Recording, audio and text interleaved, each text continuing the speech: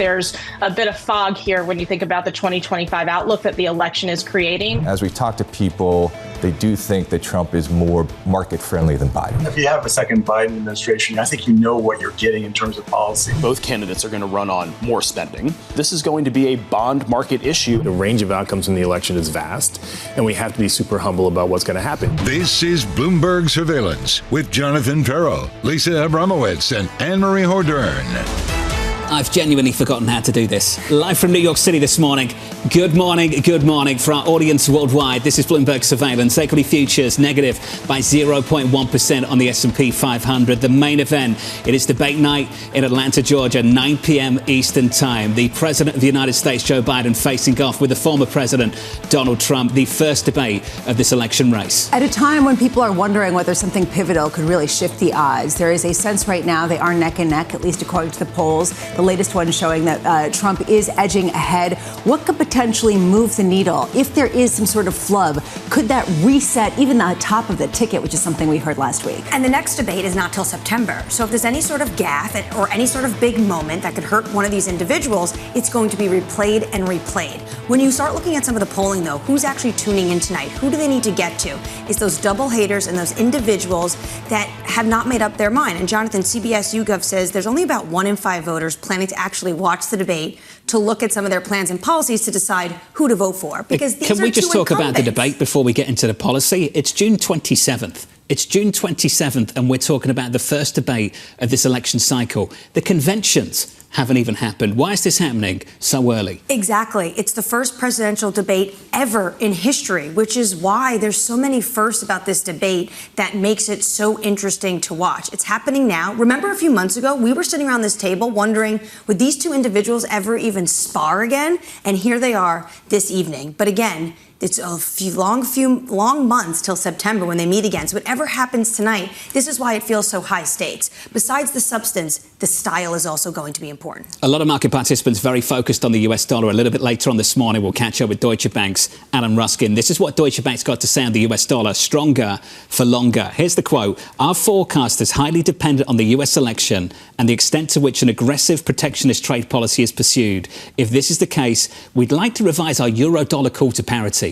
That's how big some of these calls are for 2025. I actually highlighted that, bolded it, and put it in green in my notes, because to me, this is really the interesting stakes of this. If there is a more protectionist, higher tariffs kind of policy, how much does that lead to dollar strength and, frankly, ongoing American exceptionalism, at least in markets? This is sort of counterintuitive. Some people saying it will hurt the economy, it will bring up inflation, it will slow growth. But guess what? It's going to hurt everybody else so much worse. And that is certainly what a lot of people are trying to see, whether to bake that in. If you are the BOJ, cover your ears a little bit later tonight. Dollar yen 160.48. There's one single name in the pre-market we need to talk about as well.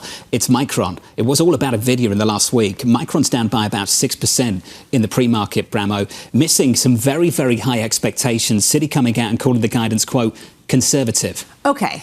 Let's just put the actual numbers on this. The guidance was that fourth quarter sales would be $7.4 billion to $7.8 billion. The average analyst estimate was about $7.6 billion. So it's in range. To me, what this highlights is basically there are sky-high expectations for companies that have been associated with AI. They have baked in long runways and this idea of huge profitability. And if these companies can't deliver, they're going to get penalized massively. The shares of Micron had rallied 67% ahead of this earnings report. How many other Microns are there? Stocks that have become AI darlings without the numbers to really prove it. This one getting punished, down by almost 6% in the pre-market. The broader scores look like this. Let's kick it off with the S&P 500, negative by 0.15%. In the bond market, the 10-year 433.33. The euro just south of 107 at 106.97, and crude just north of 81 at $81 and about 32 cents. Coming up this hour, fantastic lineup for you. We'll catch up with Chris Marangi of Gabelli Funds ahead of tonight's presidential debate. Deutsche Bank's Alan Ruskin on why the US dollar will remain stronger for longer, and MacGuinneas of the Committee for a Responsible Federal Budget. That one's still elusive. We begin this hour with our top story. All eyes on Atlanta tonight. President Biden and Donald Trump going head-to-head in the first presidential debate of the election campaign. Chris Marangi of Gabelli Funds writing this. The tough part about this election is it's not entirely clear which candidate is truly better for the market. Chris is with us around the table. Chris, good morning to you. Good morning. Two focal points for you coming into this election. One is election dynamics and two is policy. Can we start with the former, then we'll get to the latter? What do you mean by election dynamics? Well, there's a whole dynamic of actually running this election and having an elected president on November 6th and one that's inaugurated in January. Obviously, we've been here before. We've seen these dynamics play out and the institutions have survived. But it's, there's going to be some stress around it, and we'll see how the consumer and the economy reacts to that. Was January 6th, 2021 sort of a case study for that? Possibly, sure. I mean, and obviously you've got Bush, Gore, and other instances. We live in a different world. And I think the good news is, if you can call it that, is that we've got experience in this new world. If that is a concern in these election dynamics, that means likely a lot of volatility for the market. How do you prepare for that? Yeah, I think the market has been a little complacent, actually. We haven't talked about this election enough. I think mostly about the fundamental policy divergences between the two candidates. Now, one could argue that part of the run for the Mag 6 and NVIDIA in particular, people just hiding in those names because they have such great secular dynamics and balance sheets that you don't have to worry about the election. But obviously, at this point, when we're making an investment decision, we're thinking about, well, what would this company's fortunes look like under a Trump versus a Biden administration? Do you have a clear model for that? I mean, can we really say that we understand the policy from either of them fully? Well, it goes back to the quote that you started with, which is, I don't know which candidate is truly better for the U.S. economy and for the market. We all remember, 2016, obviously, and the run that the market had upon Trump's election. And I think that's going to be going through most people's heads as we see the results of this election. So the knee jerk, I think, would be for the market to go higher on a Trump win. But, there are other elements there, including, perhaps a greater inflationary policies, tariffs, et cetera, which, we have to, first of all, gauge how serious he is about those policies and what the impact is on a variety of stocks. So is this just sort of watch and CYA, or is this actually do something now to prepare for? I think it's find good companies with strong balance sheets. Like NVIDIA. Sure.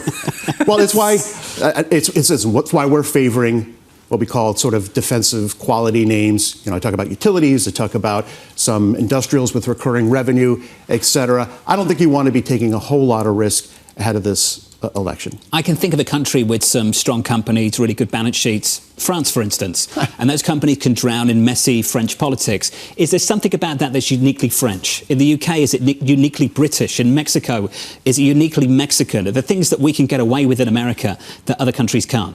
There is certainly something to American exceptionalism. But, I think each of those cases is a little bit of a warning. I think we own a number of stocks in Mexico. We still like Mexico as an investment place. But we were caught a little bit off guard. I mean, everybody expected Claudia Sheinbaum to win. I don't think anybody expected to win to the extent that she did. But look what happened to the peso. So, I think that is a little bit of a fear, is that suddenly the market wakes up in November and decides they need to change the outlook. Just to be clear, have you held on to those positions in Mexico? We've added to them. You've added to them? Yeah, I think Sheinbaum will actually be a little bit more moderate than AMLO has been. And, they look even more attractive today, given what's happened to the peso. Can you share with us what those investments are? So one of them is Grupo Televisa, which is a media name that actually has almost half of its value denominated in U.S. dollars, with their stake in Univision, which is a U.S. company, obviously Spanish language broadcaster, that's going to be a huge beneficiary of this election. Would you do the same thing in the UK, in France, off the back of some of that? If you saw in France adverse developments politically that drive markets in the wrong direction, would you add positions there as well? The core of Europe, I think, is a value trap. I'm sorry, John, but I'm not taking it personally. Don't worry, Chris. I'd love to view it as a safe haven, as a place where we can get away from these U.S. dynamics, but I think they're worse in the core. They're worse. So this kind of goes back to our initial question around the dollar. We were talking about Alan Ruskin, the conversation we're going to be having with him, that basically a lot of Trump policies are going to end up really favoring the dollar regardless. How much does it sort of lead you back to U.S. companies regardless? Because as dysfunctional as it might be with either Trump or Biden, it's going to be better than elsewhere. In other words, does this get back to the Steve Eisman point that none of it actually matters, that maybe people are getting a little bit over their skis with how different both of the candidates will be for the market? Yeah, listen, Obviously, there are a lot of other factors to consider, including, is this a Republican trifecta?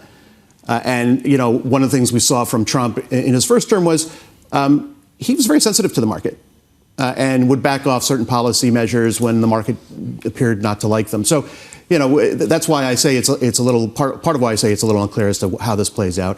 But yeah, listen, I think this election in many ways goes to our strengths, which is we have a home bias in the U.S., which is not always good, but I think it's probably a pretty good place to be. So you started out talking about how everyone's probably hiding out in NVIDIA, in part because they don't want to get away. Not us, but yeah. Of course not. No, you're hiding out in other names. But there's this idea of trying to hide out in names that you know ahead of some of this uncertainty. It kind of speaks to the lack of breadth that we've been increasingly seeing in markets. Bespoke Investment Group came out with the statistics that I thought was just shocking, that today or yesterday, the S&P 500 rose on negative breadth for the fifth straight day. That would tie the longest streak going back to 1999. Does this give you pause that should there be conviction on some level, you're going to see a sell-off in the names that have been the ballasts for this market and drag down the entire index regardless of whether you see strength in the economy and, frankly, consistency in policy? It's why we recommend clients not necessarily own the index or have some diversification beyond just owning an S&P index fund. Because that will, I think, happen. What goes up will come down, and there will be mean reversion. I don't know when that will be. But it's been obviously frustrating for those of us who are not overweight the Mag 6. We own some of them on the value side. Our growth team owns all of them. But there are some bargains, obviously, in those other 494 names. And in small cap in particular, which I've been on here talking about, there is, I don't want to talk about being a barbell, but we have some risk on the small cap side, which would benefit in a soft landing or rate cutting scenario, more levered, more cyclical. But then, we're sticking to some defensive larger cap names. When you look at what you should be in ahead of November, do you have a base case on the outcome of not just the president, but also Congress? I have Chris Marangi's base case, which is that it will be a Republican trifecta. I think that's those are where the odds look right now. In that sense, we did see a lot of the market basically unnerved around a lot of debates when it comes to the debt ceiling. If you think it's a Republican trifecta, does those sort of issues in Washington basically get a lot easier because House Republicans will, of course, want to just basically get on board with what President Trump wants to do? I think one thing is for certain, and that we're not going to see fiscal sanity with either candidate, with either president. We're not even going to go there. Obviously, patching the Trump tax cuts will be easier with a Republican trifecta, and we'll have less friction on that front. Whether that's a good or bad thing is another question. Yeah, my sense is blue wave or red wave. If we get either of those, this Treasury market sells off and yields rise. I would agree with that. The question is, if you get some sort of joint effort or joint sweep, how much is it worse under one than another? And I've seen opposite expectations from both. So again, you can pick all of the election outcomes correctly and still not understand the policy and market ramifications. We'll have this conversation for the next 5 months. Chris, looking forward to doing it with you. Thank you, sir. Chris Marangi there of Gabelli Funds. Equity futures right now on the S&P 500 recovered just a little bit. We're negative by 0.1%. With an update on stories elsewhere this morning, here's your Bloomberg Brief with Danny Berger. Hey, Danny. Hey, John. UK Prime Minister Rishi Sunak and Labour leader Keir Starmer have gone head-to-head in their final TV debate before next week's election. Economic proposals have featured heavily during the BBC event. Starmer accused Sunak of being out of touch and attacked the Conservatives' record in government. Sunak hit back at Starmer on taxes and migration. Wall Street's biggest banks passed the Fed's annual stress test, paving the way for higher shareholder payouts. All of the 31 lenders assessed staying above their minimum capital requirements during a hypothetical recession. JP Morgan said the test results are rosier than their own projection. Amazon has joined an elite group of companies. The tech giant reached a $2 trillion market valuation for the first time ever yesterday. The AI rally has pushed the company deeper into new records. Even so, Goldman data just out suggests that hedge funds are selling tech aggressively, with June's net selling of the sector on track to be the largest on record, with the bank's data going back to 2017. And that's your brief, John. Hey, Danny, thank you. We'll catch up with Danny in about 30 minutes' time. Up next on the program, it all starts tonight. During the previous administration, my predecessor made promises which he broke more than kept. Now under crooked Joe Biden, the world is in flames. My predecessor failed the most basic presidential duty. I just want to debate this guy. It's this on repeat all the way until early November. That conversation up next. This is Bloomberg.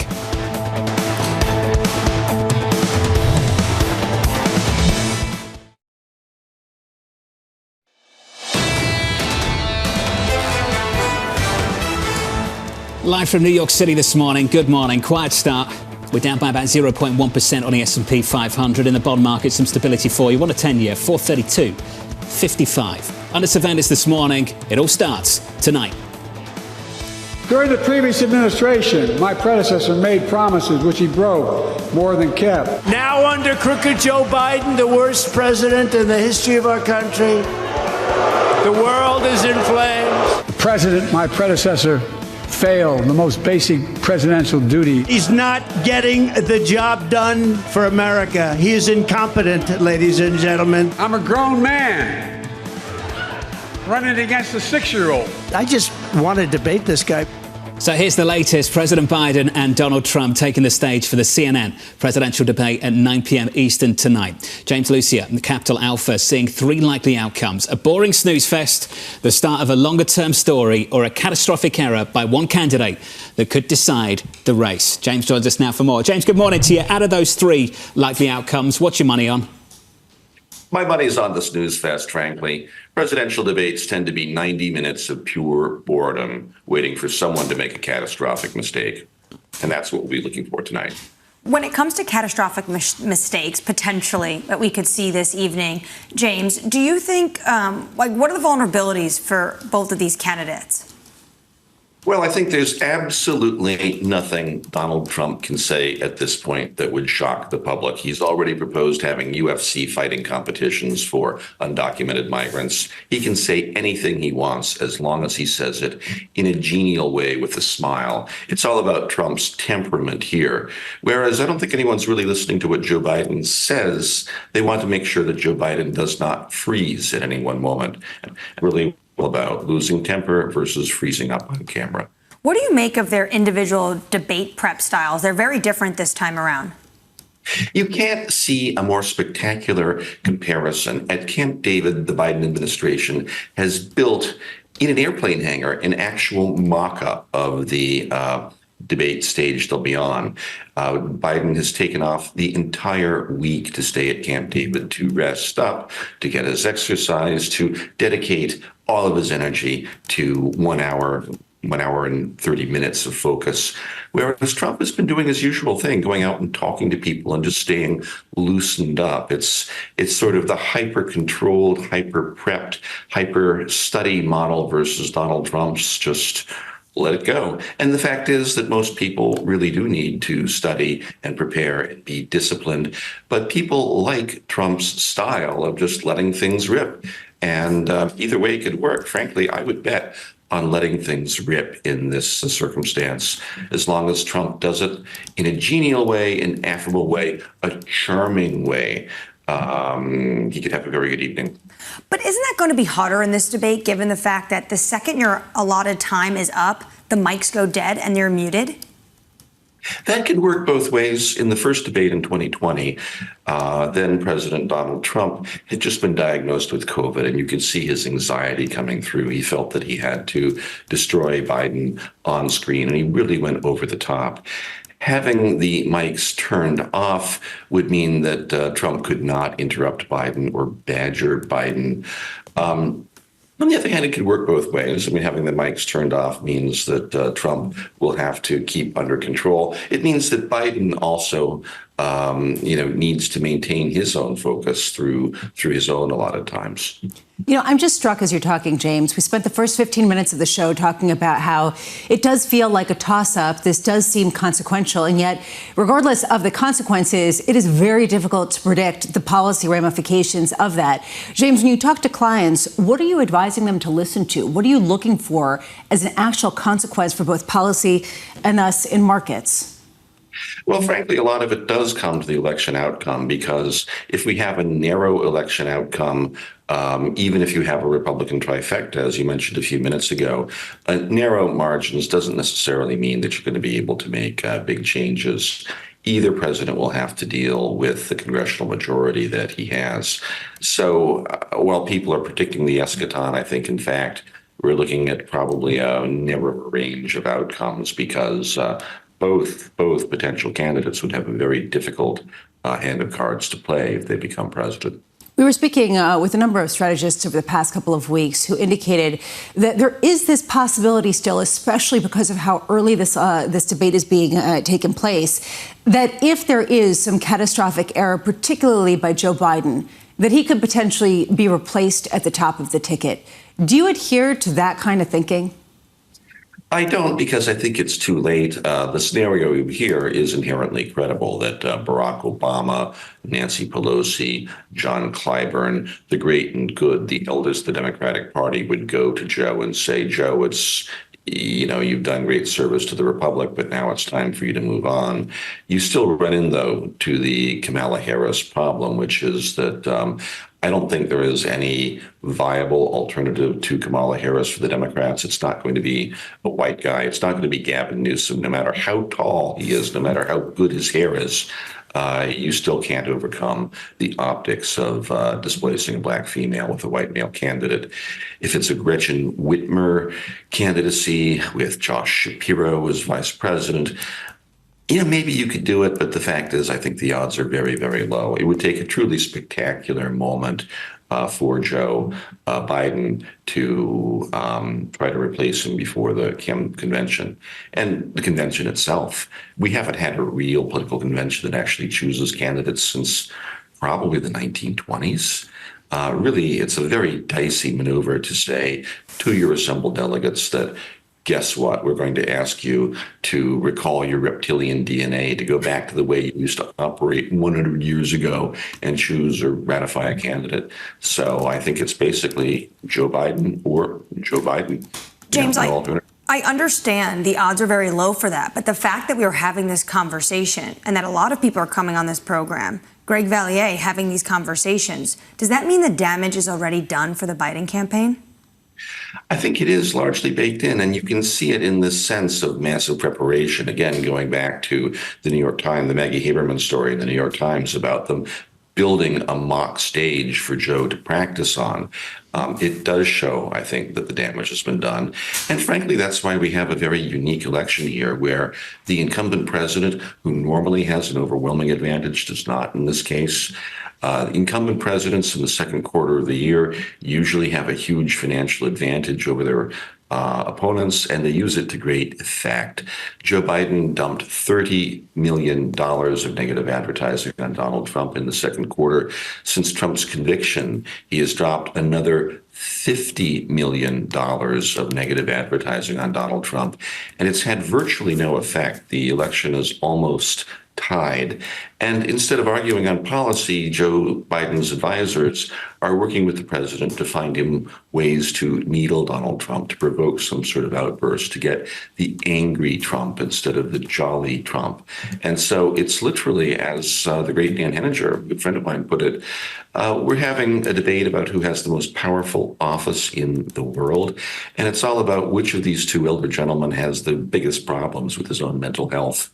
James, we'll get you with the promo for our coverage a little bit later. Snooze Fest coming up, 9 p.m. Eastern Times. James Lucier there of Capital Alpha Partners. Really echoing, I think, the way a lot of people feel about this election in this country this year. 90 minutes of pure boredom waiting for someone to make a catastrophic error. Yeah. Kind of feels like what we've been talking about on repeat, this idea that it feels like either way, unclear, unless something catastrophic happens.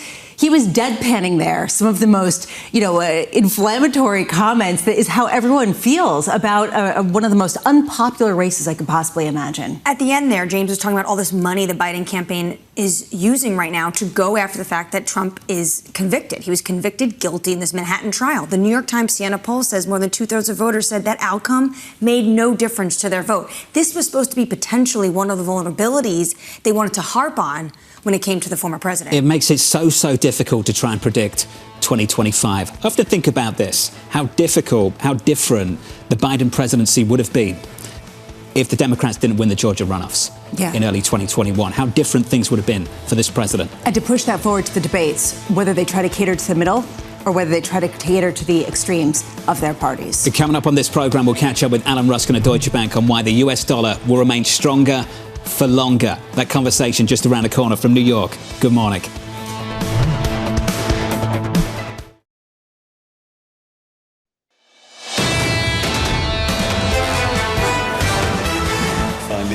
Live from New York City this morning. Good morning, good morning. Your equity market negative by 0.1% on the S&P 500. The equity market more broadly looks like this. The Nasdaq only down by about 0.1%. Likewise on the Russell. Your big move in the pre-market. We'll get to this in a moment.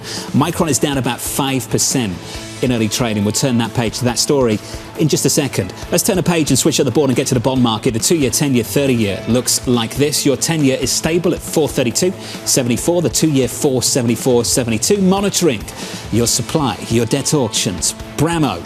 Yesterday, what did we get? The 5-year? Yeah, yesterday was a 5-year. Today at 1 p.m. we get $44 billion of 7-year notes. Yesterday's 5-year auction went all right. The 2-year auction before that went all right. Today, question will be 7-year notes tend to be a little bit messier at a time where you are seeing this creeping higher in yields globally on the heels of a couple of bigger than expected inflation rates. So far, so good. Look out for that a little bit later this afternoon. Let's get to foreign exchange. We want to talk about dollar yen. When you hear it, Japanese officials say things like rapid, one-sided moves. The weakest level going all the way back to 1986 in yesterday's session. Lisa, dollar yen 160.43. We were talking about how remember talking about intervention at 140.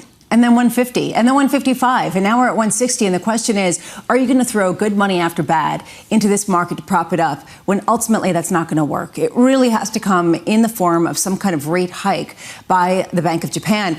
Is that on tap next month? And that's what an increasing number of people are really gaming out. Do you think there are some concerns about Treasury holdings at some of these central banks? About what could happen if they have to defend their currency a little bit more? That essentially if they have to liquidate in mass Treasury holdings and potentially anything else, how much does that have an upward pressure on U.S. bond yields and frankly just sort of a knock-on effect globally? At this point, what is the willingness, though, by the Japanese authorities to do that, given that it's had a negligible impact on the actual currency in any lasting form? But you're right, there is this fear that maybe there could be some sort of market knock-on, which maybe is the reason why Janet Yellen was saying, we don't like this. Come on, you gotta warn us in advance. That started at the IMF World Bank meetings a little bit earlier this year. The Japanese yen showing a bit of strength here, 160.43 on dollar yen. Under surveillance this morning, President Biden going head-to-head with Donald Trump tonight in what will be the earliest presidential debate in US history. Biden spending the week at Camp David preparing, while Trump's been on the campaign trail. Anne-Marie, you can often learn something from how someone's campaigning, where they're campaigning, and who they're targeting. What can we learn from what Donald Trump's doing? Well, what he's doing is he's going out, and even on some of these rallies he's been to, he's riffing off the audience. Should I be tough? Should I be nice? How should I go into this? And that's actually something he's not going to have this evening, which some analysts are saying potentially that hurts Trump. Trump does like to get that energy from the audience. But what he's doing is out and about campaigning ahead of this.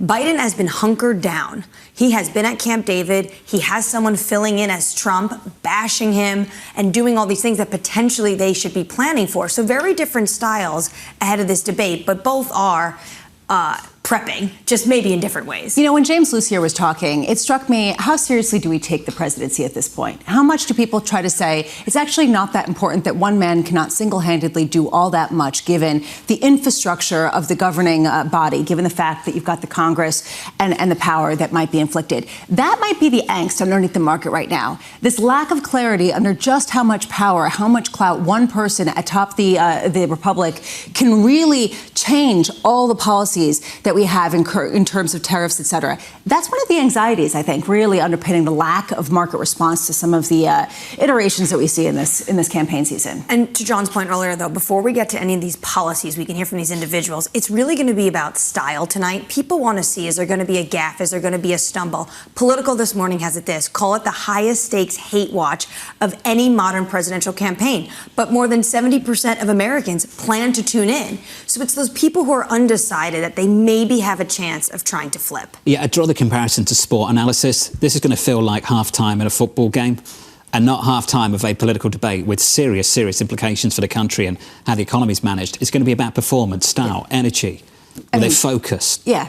He's looking a little angry. I don't know. He's looking a little tired. That's the state of things right now in U.S. politics. That's the reason why I go to how seriously do we take this office? I mean, given what James Lucier was talking about, how much are people going to actually look at that and say, what's the knock-on effect of policy? Is that even going to be in the discourse tomorrow morning? We'll catch up with Henrietta Treyz in the next hour. Look out for that conversation. Elsewhere, shares of Micron falling in the pre-market. The chipmaker's outlook failing to satisfy investors, even as revenue jumped 82% in the last quarter. The sell-off highlighting the challenges companies face meeting sky-high AI expectations. Their stock is down about 5%. Difficult really to get a read on how much of this was just disappointing very high expectations around AI and whether the more traditional parts of the business sort of underwhelmed a bit here. Well said. Mike Wilson of Morgan Stanley saying that the sort of AI momentum trade, the enthusiasm, isn't necessarily creating a bubble in the likes of NVIDIA, but is carrying along some stocks that might not deserve to be carried along.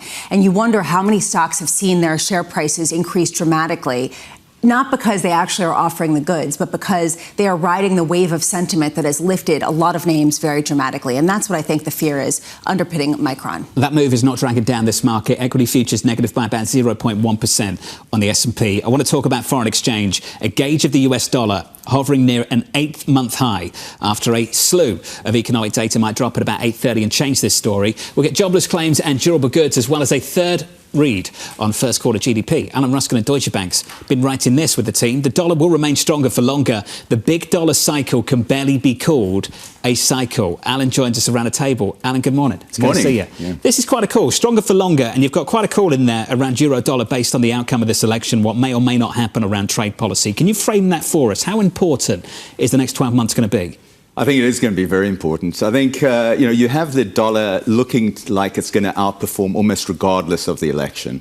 So, I think we could certainly see euro dollar remaining in the sort of 105, 110 range for a while. We could see the yen remaining weak. A lot of this has to do with weakness elsewhere. It's not really always a dollar positive story as much as a comparison where the US shines. But the election, when that kicks into gear, and you start to think in terms of, okay, are we going to get delivered sort of 50% plus tariffs for China? Are we going to get tariffs directed at Europe, at Mexico? All of that sort of changes the dynamic and potentially in a positive way for the dollar. And then the geopolitics as well, the commitment to NATO, the commitment to Taiwan. Those are the two big elements that I think will shape the dollar going forward. That's what's curious about this call. That policy won't hurt the US dollar. It will help it. There's this line in the note that you and the team put out yesterday with George Saravelos that our 2025 euro dollar forecast is highly dependent on the US election and the extent to which an aggressive protectionist trade policy is pursued. If this is the case, we would likely revise our euro dollar forecast closer to parity. Why won't it hurt the dollar? What is behind that story? Yeah, I mean, initially it's going to be a kind of classic supply-side shock. So it's typically inflationary. The market, I think, will ultimately swing to the left side of the smile, in essence, which has historically been risk-off. Equities tend to go down. Carry trades tend to have a much harder time of things, and the dollar tends to benefit in that environment. It would also likely prompt some sort of Fed response as well. So that's part and parcel of this, which is, again, the Fed will remain tighter for longer. In essence, the dollar will then remain higher for longer. Alan, though, aren't both these candidates protectionists? Yes, but I think there's orders of magnitude here, and the orders of magnitude are quite significant in this regard. So I think Biden has played his cards in a sense, and I think the market's view is he represents continuity. So we know what we're getting here. And I think Trump is talking a whole nother level of protectionism, particularly as it relates to China. But I think he's also willing to push back on traditional allies like Europe. And I think that that's different. And he's already shown in the past he's prepared to put a link between, say, immigration and tariffs with a country like Mexico as well. So when you're talking about all these major trading partners, if you add them all up and they're all potentially going to be weaker, then by default, on the other side, the dollar tends to be stronger. Is there any inflation kind of forecast embedded in that basically some of these policies could be inflationary, keeping rates higher, also giving a lift to the dollar? Is that something that's sort of underpinning some of this thesis? Oh, no, absolutely. I think, look, if we do see tariffs of the order of, 50% plus directed to China, it's going to come back in the form of higher inflation. And I think in that regard, you're sort of second-guessing what the second-order effects are, because I think there will be pushback to that, and therefore you don't get tariffs of that sort of order of magnitude. But you do have to think, at least, that it sets in train a stickier inflation environment going forward. You know, it's the late June when people are coming out with game theory around the mental workings of some of these presidential candidates, saying that Donald Trump, if he were to become president and he were to issue some of these tariffs, the market pushed back dramatically, he would change course. Do you adhere to that essentially there's a market put on a lot of these policies? I'm not just talking about the classic Liz Truss type moment in the Treasury market, but also in stocks if they get a whiff of protectionism really hurting their business models. Yeah, I do think the market has enormous influence here. So I think the story there is you don't get 50% tariffs, maybe you go back to something of order of magnitude we used to, 10% tariffs. But I don't think we're going to push away all the way back against protectionism. I think that seems to be too much part of the Trump thoughts in terms of a second administration. Let's get to one currency pair, specifically dollar-yen. I want to talk about dollar-yen with you. 160.44. We're talking about levels we haven't seen since 1986. What are your thoughts on how the Japanese authorities are going to basically approach this issue? How big is this issue for them, given their failure over the last month at least to really stem some of the losses in their currency? Well, I don't think it's such a disaster, really, because I think there's a self-corrective mechanism here as well. What is it? Well, I think if the yen weakens sufficiently, inflation does take off sufficiently, and they do actually tighten in a way. But I think what you are seeing is little by little, they are letting yields go up. So the back end of the curve has gone up. I think what's interesting is how little the yen has responded. You've actually seen a very substantial compression of yield in favor of the yen. If you just took the 10-year yield spread, dollar yen should probably be trading around 140 at this point in time. So I feel sorry for them, but I think what they're needing to do here is sort of break the momentum. And once the momentum breaks, then you've got yields already on your side, really. But at this point in time, there's an awful lot of momentum against them. It begs the question, given the rate differentials narrowed that much, and we haven't seen the response in the FX market, why haven't we? What do you think explains that? Yeah, I mean, the psychology gets quite perverse. So initially it's, well, dollar yen can't go up on good news, so it must be going down, or the yen must be going down. Yeah, so you have that sort of psychology, or the BOJ is clearly just not effective. But eventually, right, it sometimes takes quite a long time. I've seen times where, back in 2001, 2002, the dollar just continued plowing ahead as the Fed was cutting rates, and it just had a lot of momentum. And it broke eventually. So I think you will see a break, but it's pretty hard in terms of forecasting timing. A final question, and it's a big final question. It's going to be a long one, so forgive me for going on a little bit here. I've been doing this for a long time. For as long as I've been doing it, I've been interviewing you. I know this is your last day today at Deutsche Bank and you're going to be retiring. I just want to say thank you because you've always been so kind to me, specifically in my early years when I didn't really know what I was doing or what I was talking about. And you helped me along the way. It really educated me on foreign exchange as well. Can we talk to you about your history in the market, 4 decades, and just leave us with a little bit of Alan Ruskin wisdom, please? What's your big takeaway in your career over the last 4 decades? Whew, that's a big question. I think that certainly in terms of foreign exchange, it's always been exciting. I think we're going through a lull now, a period of where I get questions of, are the heyday of foreign exchange past? And I absolutely don't think so. There's just always something that comes up that is interesting. The world is interesting. You can't predict some of the real economic effects. Global politics looks far from stable. And, so I think there's always, something interesting going on. And we've, to some extent, moved a little bit away from, developed currencies to the EM, now to frontier currencies. So there's always this evolvement. We can find volatility. And I think the markets are going to remain interesting as long as we have floating exchange rates. Well, you've been a gentleman for a long time, and this community's been lucky to have you. Alan Ruskin at Deutsche Bank. Alan, thank you. Appreciate it. Let's give an update on stories elsewhere this morning with your Bloomberg brief. Let's get to Danny Berger. Hey, Danny. Hey, John. Bolivian President Luis Arce has sworn in a new army commander. Hours earlier, troops led by the general's predecessor had stormed the presidential palace in an attempted coup. Bolivian troops crashed a tank into the building in a bid to overturn Arce's socialist government. His administration has struggled with an economic crisis amid dwindling natural gas exports, a shortage of dollars, and a currency peg that has effectively collapsed. A Boeing whistleblower alleges that he was retaliated against after raising concerns about a subcontractor's work. The mechanic who worked on the 787 Dreamliner claimed to have observed substandard manufacturing practices. He says that he was fired after reporting the issue. Boeing whistleblower reports have surged since January's mid-air blowout aboard an Alaska Airlines 737. The round of 16 matchups at the Euros are set. Georgia's shock win over Portugal secured their passage to the round of 16, where they meet Spain. Meanwhile, Belgium's 0-0 draw with Ukraine means that they face a daunting clash against tournament favorites France in the next round. The round of 16 kicks off Saturday with Italy's match against Switzerland. And that's your brief. John. Looking forward to it. Danny, thank you. More from Danny in about 30 minutes' time. Up next on this program, America's looming debt crisis. The situation is bad, and it's probably going to get worse. The Congressional Budget Office assumptions are actually pretty optimistic. They don't have a recession in their forecast over the next 10 years, so that flatters the deficit. That conversation up next, live from New York City this morning. Good morning.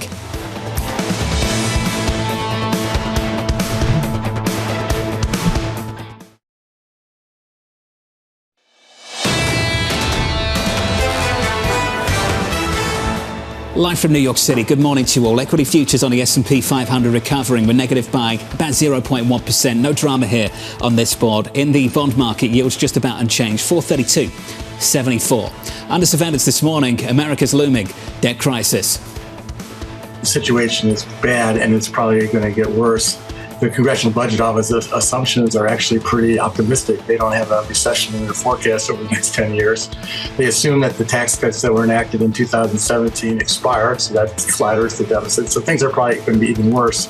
So here's the latest. The US debt level is set to be one topic at tonight's CNN presidential debate. A recent Congressional Budget Office report warning US federal debt will jump from 99% of GDP this year to 122% in 2034. MacGuinneas of the Committee for a Responsible Federal Budget writing this: 2025 will be a consequential year for fiscal policy. Neither candidate has offered plans for addressing the important fiscal deadlines they will face within the first year of the next term. Myra, I'm pleased to say, is with us now for more. Myra, great to catch up with you. Can we start there? The important deadlines that they will have to face, whoever it is, within the next 12 months. Yeah, 2025 is going to be an absolutely crucial year when it comes to fiscal policy. So as soon as we're swearing in the next president, the debt ceiling is going to be returning. So that will start in January, but we will have a number of months where there are extraordinary measures. But we know that's something the next president is going to have to deal with. That's been a struggle in the past. Opportunity to save a lot of money, opportunity to add a lot of debt. We've seen both. But they also have the huge expiration of the Trump tax cuts and extending those, which is something both candidates have said they want to do in one form or another, could cost upwards of $4, even $5 trillion. You may see people trying to expand them. We've heard about that as well. We also have the end of the spending caps that were part of the Fiscal Responsibility Act. And so we'll have to figure out what we're doing there.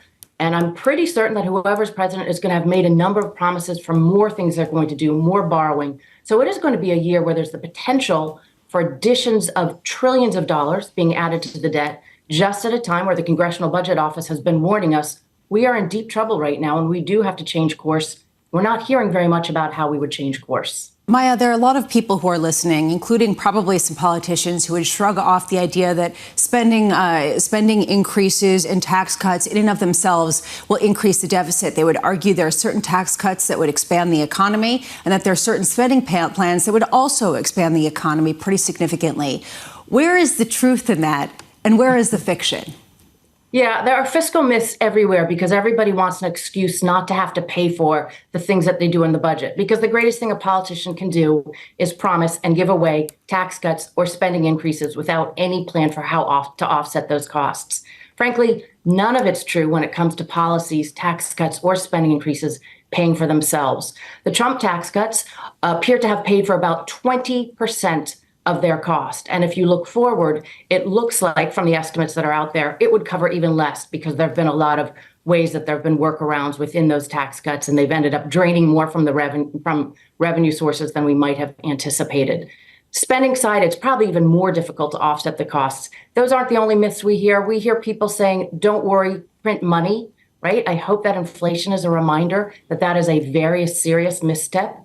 And there are regularly times when people say, look, the deficit doesn't matter. But what we are seeing is that the deficit and our huge debt levels right now has led to slower economic growth, higher inflation, higher interest rates, not being as prepared for the next emergency, recession or otherwise, and probably at this point is a real drag and threat to our national security. So this underpinning of a weak fiscal foundation is hurting the entire rest of the country.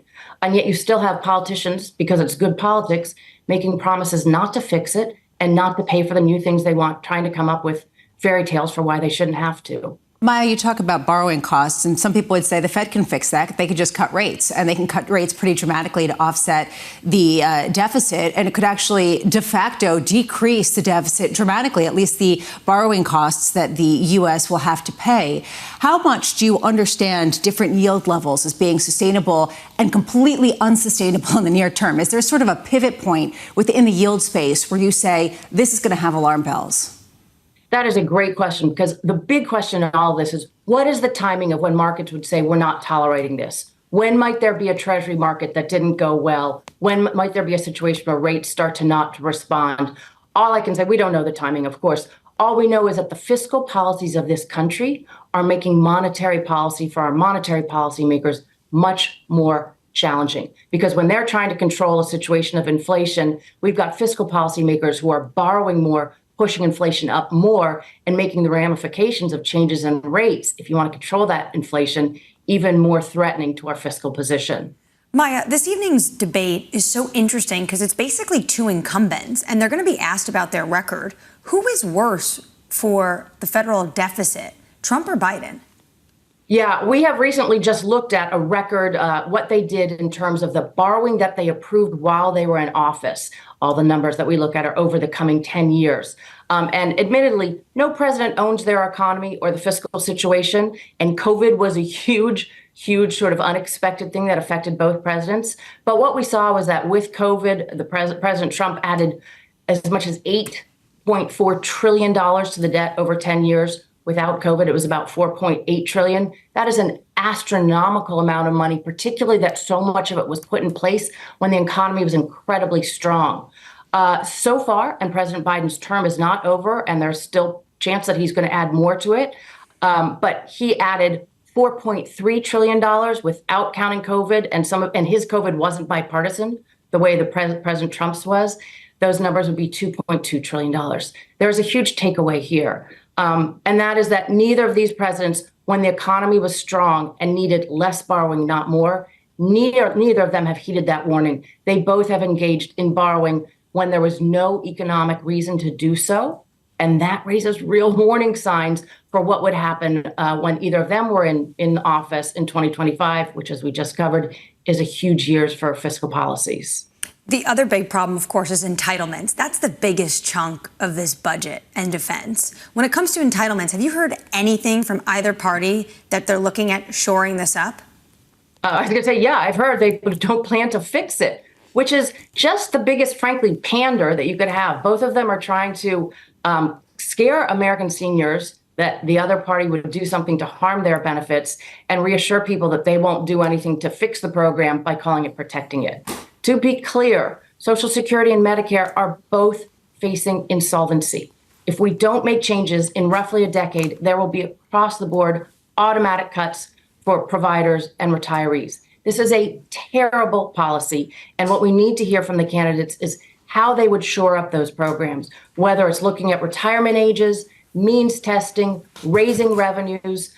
They're hard choices. That's what the budget is, but that's also what leadership is. And we need to hear from them how they would fix entitlements. Beware of anyone promising not to touch the program, because that is what threatens seniors and all the people who are paying into the program. Maya, you were the perfect guest for this conversation. Thanks for being with us. Maya MacGuinneas there of the Committee for a Responsible Federal Budget and a Not So Responsible Federal Budget. Maya nailed it. The fact we've been doing this with unemployment south of 4% for the best part of 2 years is pretty shocking. Especially because we haven't been tested by a recession. That ultimately is the real question. If you can't get a fiscal response to some sort of financial downturn, what happens in terms of inflation and the Fed's ability to respond. And how difficult next year is going to be. There's going to be a debt ceiling fight immediately come January 2025. And then, as Senator Warner's calling it, it's basically tax Armageddon next year. There is going to be a massive fight. Regardless who wins, there's going to be some level of these tax cuts continuing, but a massive fight about the corporate tax rate, SALT, and the likes. If you get a blue wave or a red wave, the first place I'll be looking is the Treasury market, without a doubt.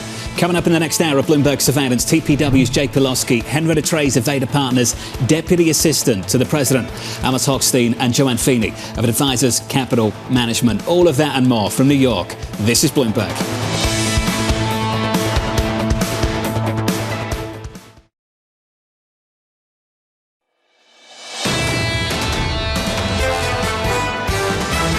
It's hard to get too bearish on the markets at this time.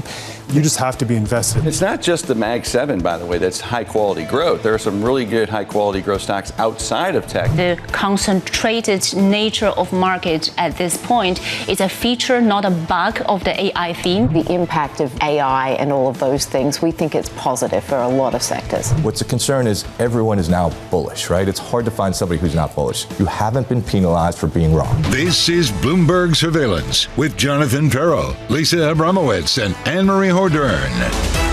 The second hour of Bloomberg Surveillance begins right now, live from New York City this morning. Good morning for our audience worldwide. It is debate time in the United States of America in Atlanta, Georgia at 9 p.m. Eastern Time, facing off the sitting President Joe Biden and the former President Donald Trump.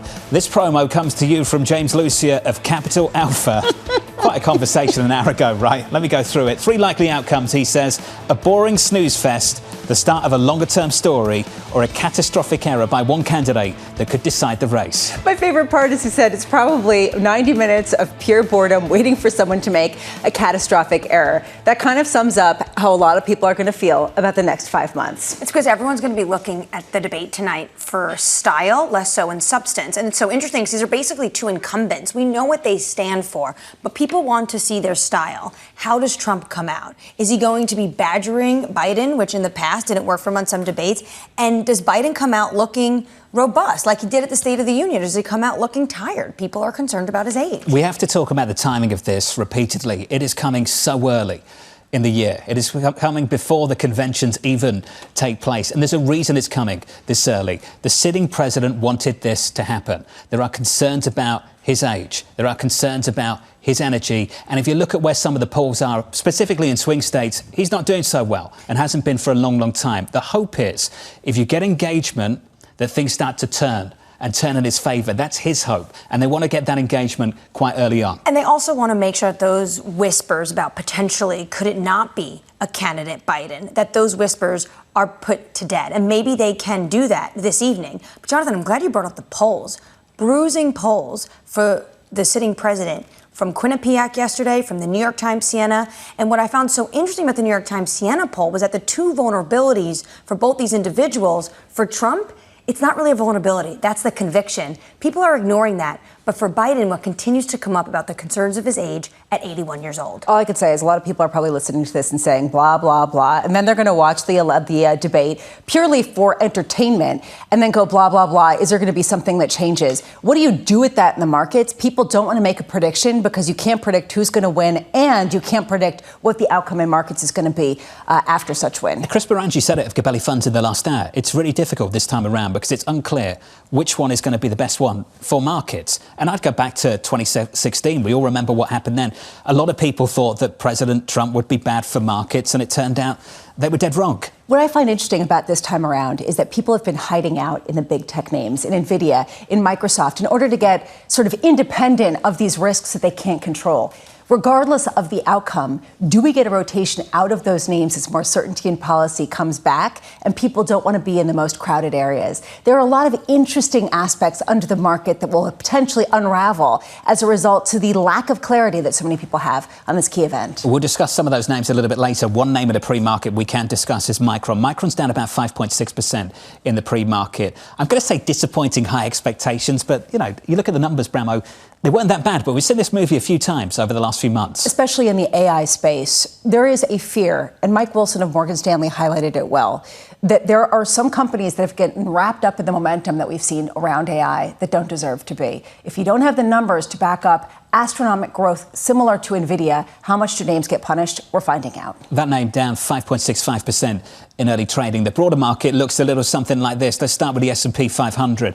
Equities coming off the back of 2 days of gains, pulling back just a little bit. We're down 0.1% on the S&P. Yields unchanged on a 10-year, 432.55. And in foreign exchange, just about reclaiming 107 on euro dollar, 107.03. Coming up this hour, we'll catch up with Pelosky of TPW, looking ahead to the first presidential debate. Henrietta Treyz of Veda Partners on growing bets Trump will win a second term. And Deputy Assistant to the President, Amos Hochstein, on energy risk in the Middle East. That conversation about 25 minutes away. Let's begin with our top story, the presidential rematch taking shape. President Joe Biden and former President Donald Trump set to debate tonight in the earliest meeting in U.S. history. Pelosky of TPW saying this: we find Trump's economic plans to be a potential disaster with a possible crash landing for a very overbought U.S. dollar. Thus, we look forward to the debate where some of this will presumably be surfaced. Jay joins us now for more. Jay, it's fantastic to catch up with you, sir. This is a very, very different view on the US dollar to the view we had from Alan Ruskin about 20 minutes ago. Let's start the conversation like this. I'll share that quote from Deutsche Bank with you, and you tell us why you think about this a little bit differently. The dollar's going to remain stronger for longer. They say this about euro dollar: in a low-for-long pattern below 110 over the next 2 years, the 2025 euro-dollar forecast highly dependent on the US election and the extent to which an aggressive protectionist trade policy is pursued. If this is the case, we would like to revise our euro-dollar forecast closer to parity. They think some of the trade dimensions, Jay, that maybe you're kind of alluding to would actually produce a stronger US dollar and not a weaker one. Jay, why do you have a different view? Yeah, John, well, that's what makes a market for sure. And there's definitely different views on this. And we do have a distinct counter-consensus point of view here. And it's actually interesting because we think Biden is going to win in a landslide. And that's been our view since the start of the year. But we also hold the contrary thought that if Trump wins, it could be the catalyst for a dollar crash. And so let's start with the dollar. The dollar has been in a trading range, according to Marty Pring, who's one of the top technicians, for 18 months. That suggests that it's going to break out at some point, and it's going to have a big move. If it breaks lower, as we think, from 105 today on DXY, it could go to 95 or below very quickly. That's 10% down. Why is that likely to happen? We had 16 Nobel laureates put a letter together outlining the problem with Trump's economic policy, such as it is. It's highly inflationary. It's anti-growth. It is likely to lead to stagflation. It could create a period where the Fed is in confusion because the Fed cuts in September, let's say, as the markets expect, and then Trump is elected. Markets fear inflation. He's going to continue the tax cuts. He's going to impose massive tariffs, both significantly inflationary. And so the market forces rates higher, to your earlier discussion. The Fed, therefore, looks like it may have to hike. So you could have confusion in the markets. At the same time, the dollar is it's the most over-owned asset in the world. Foreign ownership of U.S. financial assets is at an all-time high. So the rest of the world is in recovery. Europe is in recovery. Asia is in recovery. And therefore, the opportunity set to take profits in the dollar and to go elsewhere could be extremely compelling. And so we simply look at it like this. Trump has made his views clear. Nobel laureates know way more than I do, have made their view clear. It's a contrast between that outlook and a Biden second term, which, for all the concerns about Biden's age, he has had a masterful policy response. The U.S. growth coming out of COVID is by far the best in the world of any developed economy, with lower inflation. So the policy mix, forget the age, right? The policy mix of the Biden administration has been fantastic. Well, Jay, I want to jump in here because aside from political prognostication, there is a pretty big call here. How much conviction do you have in it? Are you basically avoiding U.S. dollar assets entirely and shifting To where instead? Yeah, no, obviously you you can talk a game, but you have to invest in a certain way. So we own U.S. assets. We are, we run a global macro model. So it's stocks, bonds, commodities. We are overweight equities, overweight commodities, significantly underweight fixed income, completely out of U.S. treasuries. And we have used, for example, an emerging market local currency debt, which are, anti-dollar, obviously, and that has hurt us this year. That position's down, 5% year to date. But so we are, I would say, overweight non-U.S. assets. Remember, the U.S., to my earlier point, represents like 62% of ACWI, All Country World Index. That's a record high. So, we're, let's say, 50% U.S. in our equity position. We're probably a little bit less than that. So that's an underweight, but it's still a big position. Jay, if I could just go back to what you're looking at potentially after November 5th, it's not just that you think Biden's going to win. You think it's going to be a blue sweep. What gives you that conviction, especially when many people are talking about how it's going to be very difficult for Democrats to control the Senate? Yep, no, that's exactly right. And again, we have a point of view, and it's a distinct point of view. And we think you can support it by looking at things like in every swing state, the Democratic candidate for Senate is running ahead of the Republican candidate. In every race of the last couple of years, virtually every race, Democrats have done significantly better than forecast, better than the polling pre-race would suggest.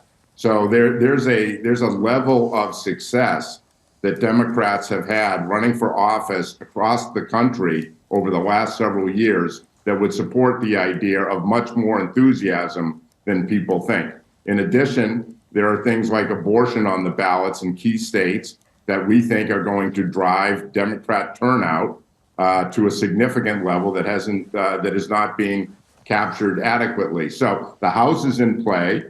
In the Senate, every close race, swing state race in the Senate is leaning Democratic at the Senate level. And we think that the issues around Biden versus Trump are going to break for Biden, as arguably they are already doing, in a sense that if you look at polling a couple months ago versus today, Biden is doing better. And granted, polling now is not indicative. It's too early. But I think tonight's debate is going to be very, very interesting, as everyone on the panel here has pointed out. Jay, I just want to finish on fixed income. Lisa talked about your market calls. How do you think bonds would respond to the outcome you're looking for? Which one? Treasury specifically, Jay. Treasury specifically. No, I just want to understand, if you get that blue wave, how does the Treasury market respond to that? Well, I think President Biden's policies on the fiscal side are much more in line with kind of controlling the deficit, right? He's not going to extend the tax cuts. Anne Marie was saying earlier, 25 is a huge year because of the Trump tax cuts either have to be extended or reversed. Biden's going to reverse them. Trump is going to extend them. So I would think that the market on the fixed income side in a Biden win, depending on where the economy is at that point, it's kind of hard to say, right? The economy is going to drive it. I think probably either backs up the bond market a little bit. If Trump wins, it's going to be, I believe, a significant backup in yields, which craters the economy. And as I said, could potentially put the Fed in a box, creating significant uncertainty around the currency. And the dollar breaks lower and it gathers steam. And you have a dollar that's crashing, I think, versus talking about the yen at 160. Yen fair value is 100. It's at 160. It could go to 140 very, very easily. Very, very different view to Alan Ruskin at Deutsche Bank from 30 minutes ago. As you say, Jay, that's what it takes to make a market. Can I just say, Jay, we've got a presidential advisor in the green room. He might be reaching out, looking to hire you. Jay Pelosky at TPW. I'm available. Jay, thank you. Thanks, Amos John. Hochstein coming up in about 15 minutes' time. I imagine if Amos is watching this in the green room right now, he probably likes what he heard, right? Absolutely. A blue wave. He's better for the economy, better for the market. He's definitely... The White House, I think, maybe some of that stuff is pretty contrarian. Let's just put it this way. Not the stuff on President Trump, if he gets a second term, what he would do, what it would mean for inflation. I think that's fairly consensus in the economics community.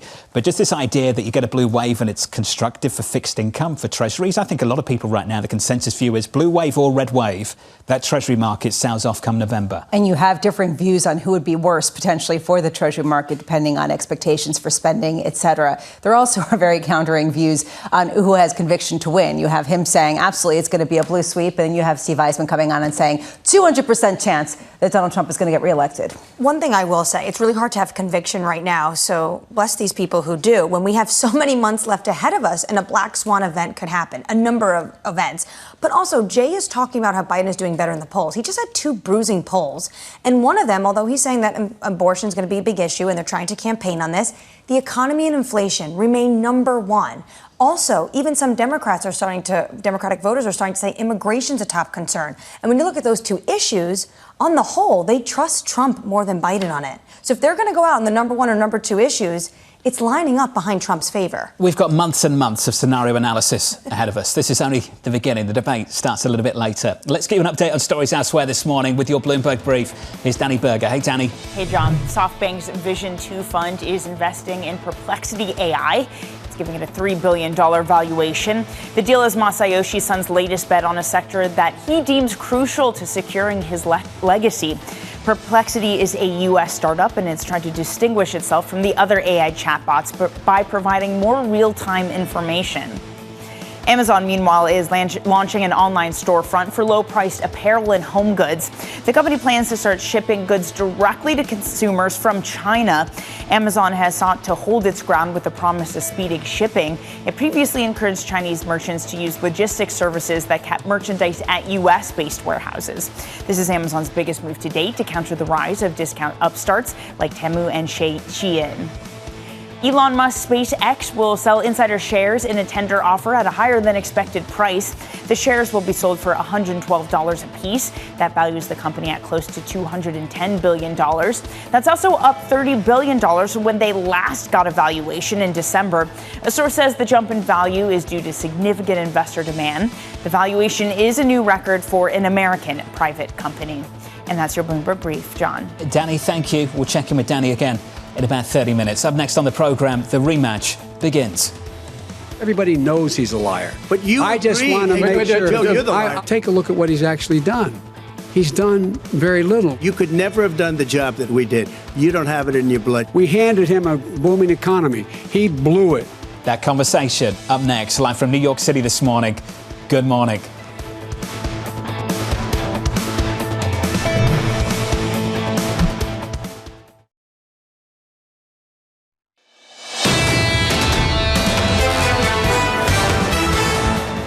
Live from New York City, welcome to the program. Equity futures down 0.2% on the S&P 500. A bigger mover in the pre-market for you. Walgreens has a new range for the year.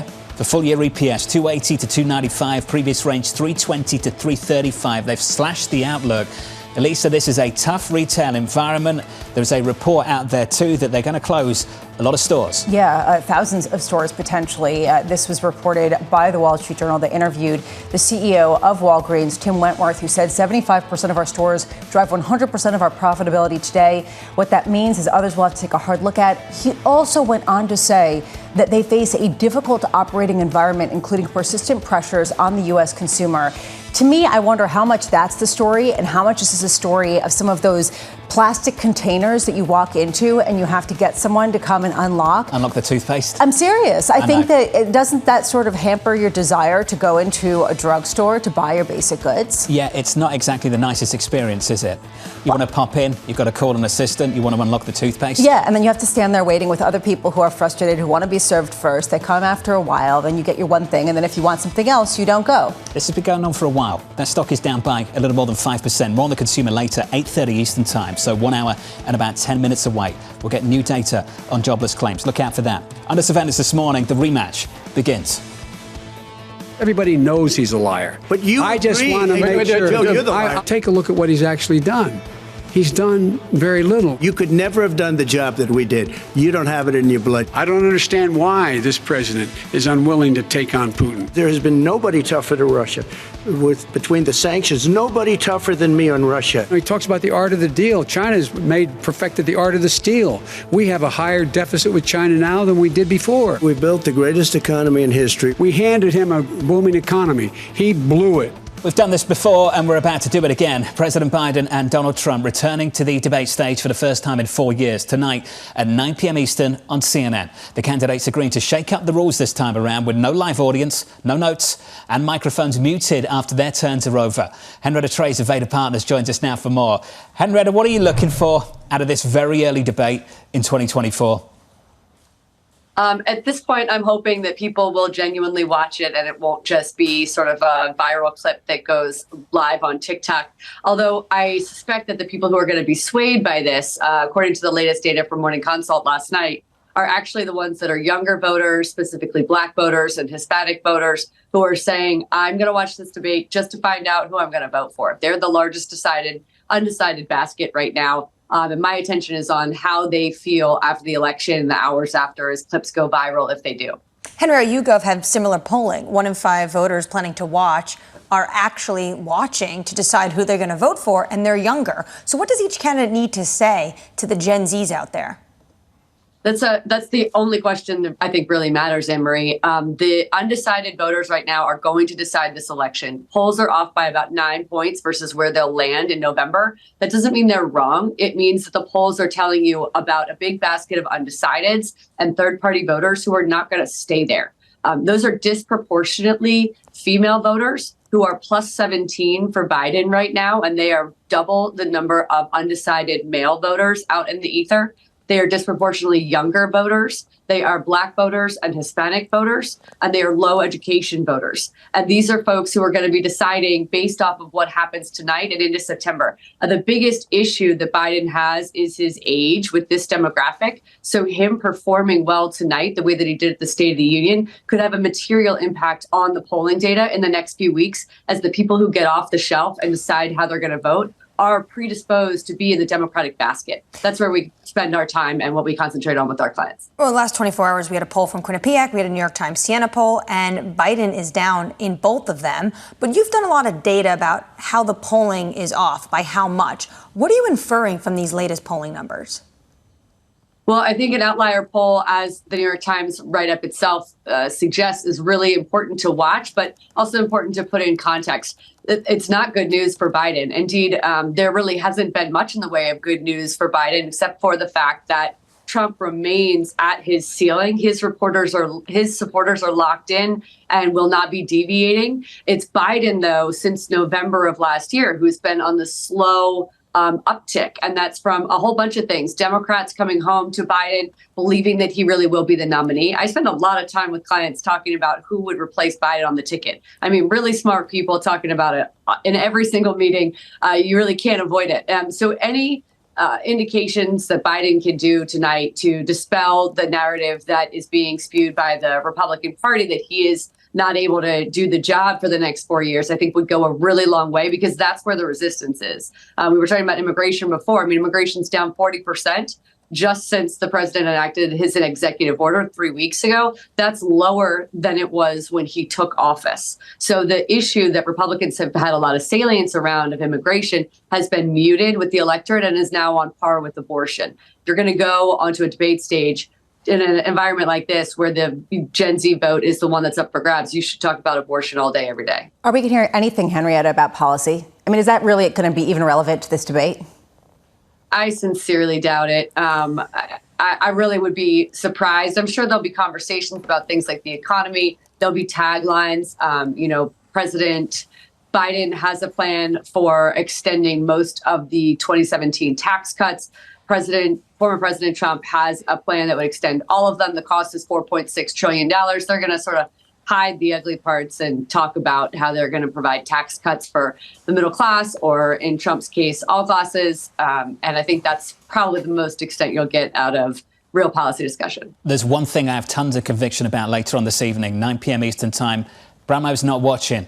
Henrietta Treyz of Veda Partners. Henrietta, thank you.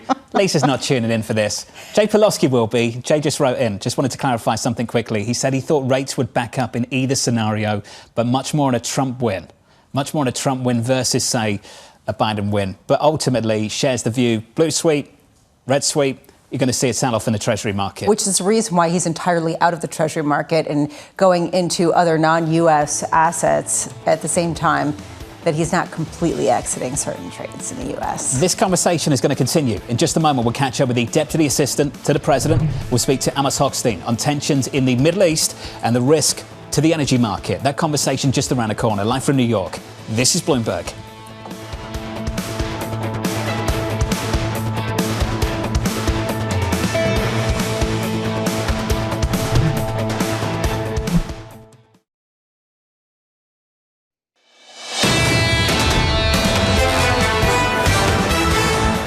Equities negative here by 0.2% on the S&P 500. On the Nasdaq, a little bit softer as well. We're down by 0.2. Similar move on a Russell. Plenty of movers out there. We've talked about Micron already this morning. That stock is down by about 6% in the pre-market. Lots of talk in the last 30 minutes as well about Walgreens. Softer story there. That stock is down in early trading. Lisa, we're down by more than 10% in pre-market trading. Wall Street Journal reporting that Walgreens plans to close a significant share of its 8,600 stores in the United States. This comes after it already announced last year a turnaround plan. They came out with a much lower than expected forecast range for full year adjusted earnings. And they said we continue to face a difficult operating environment, including persistent pressures on the U.S. consumer and the impact of recent marketplace dynamics, which have eroded pharmacy margins. Also, I'm wondering how much some of the anti-theft measures have made it difficult for people to want to go. Yeah, I was going to say, when they talk about specific dynamics, are they just talking about theft? Well, I mean, it's not just the theft itself, too, right? It's not just that idea, but also the fact that the experience of going into these stores and you see the plastic covers and you've got to get someone to come over and unlock it.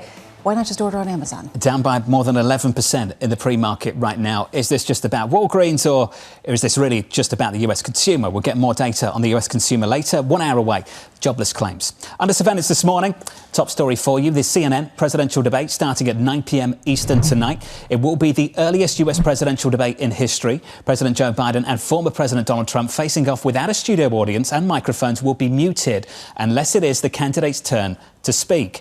Elsewhere, the country's biggest banks passing the Federal Reserve stress test. Investors hoping the results will pave the way for higher dividends and stock buybacks, each firm staying above minimum capital requirements during a hypothetical recession. Interesting sort of takeaway from JP Morgan. Did you see that response? Basically saying that our expectations weren't as great as yours? That basically it was less stringent what they did than their own stress test, basically posturing. It was a bit of chest pounding, saying you wanted to stress us, we stress ourselves even more, so take that, regulators. Yeah, I'm not sure what that actually says about the regulators and the stress test to begin with, but OK.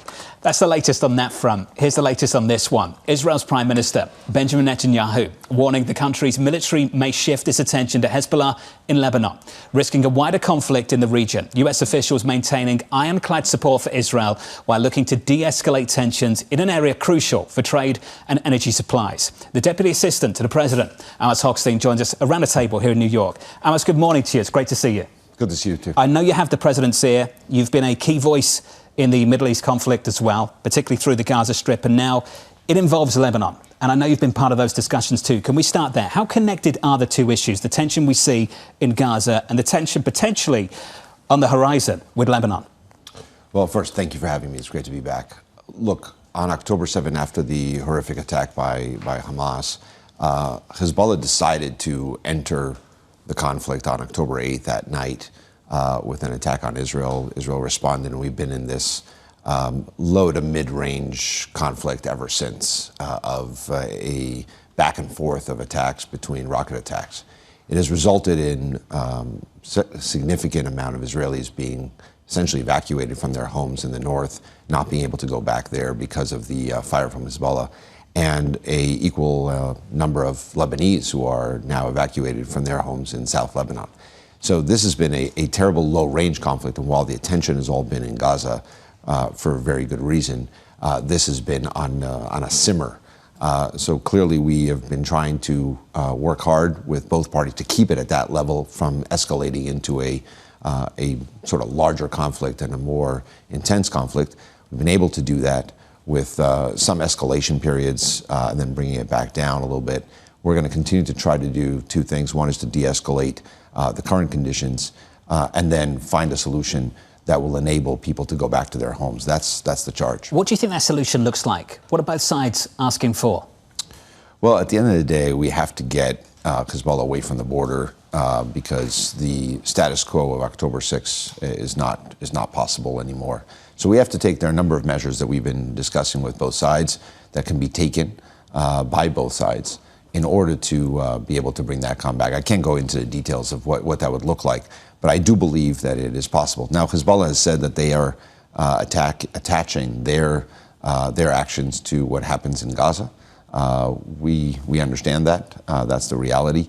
And we have to work within those parameters to see what we can do as things shift. And of course, we are working very hard. The president has been working nonstop to try to get a ceasefire that allows all the hostages to come home and that would practically end this war in Gaza. That, of course, would make things a lot easier to reach a settlement. But it's not an automatic. It's not you get a ceasefire in Gaza and you get a ceasefire in Lebanon. It doesn't work that way. We have to have its own solution in Lebanon. But it is enabled considerably by a ceasefire in Gaza. When it comes to Lebanon, the concern everyone has is what this means for the wider region, more so than what's happening in Gaza. Lloyd Austin yesterday, the defense secretary, said it could easily become a regional war with terrible consequences for the Middle East. Is that something this administration is really worried about, a regional war? Well, I think we are worried and concerned about any escalation of violence between Israel and Lebanon, and these are conflicts that you know how they start and you don't know how they end. The most important piece right now is the effort to get the hostages back from Gaza and a ceasefire that ends the conflict over time. That is how we prevent both the current conditions and the escalation that you're referring to.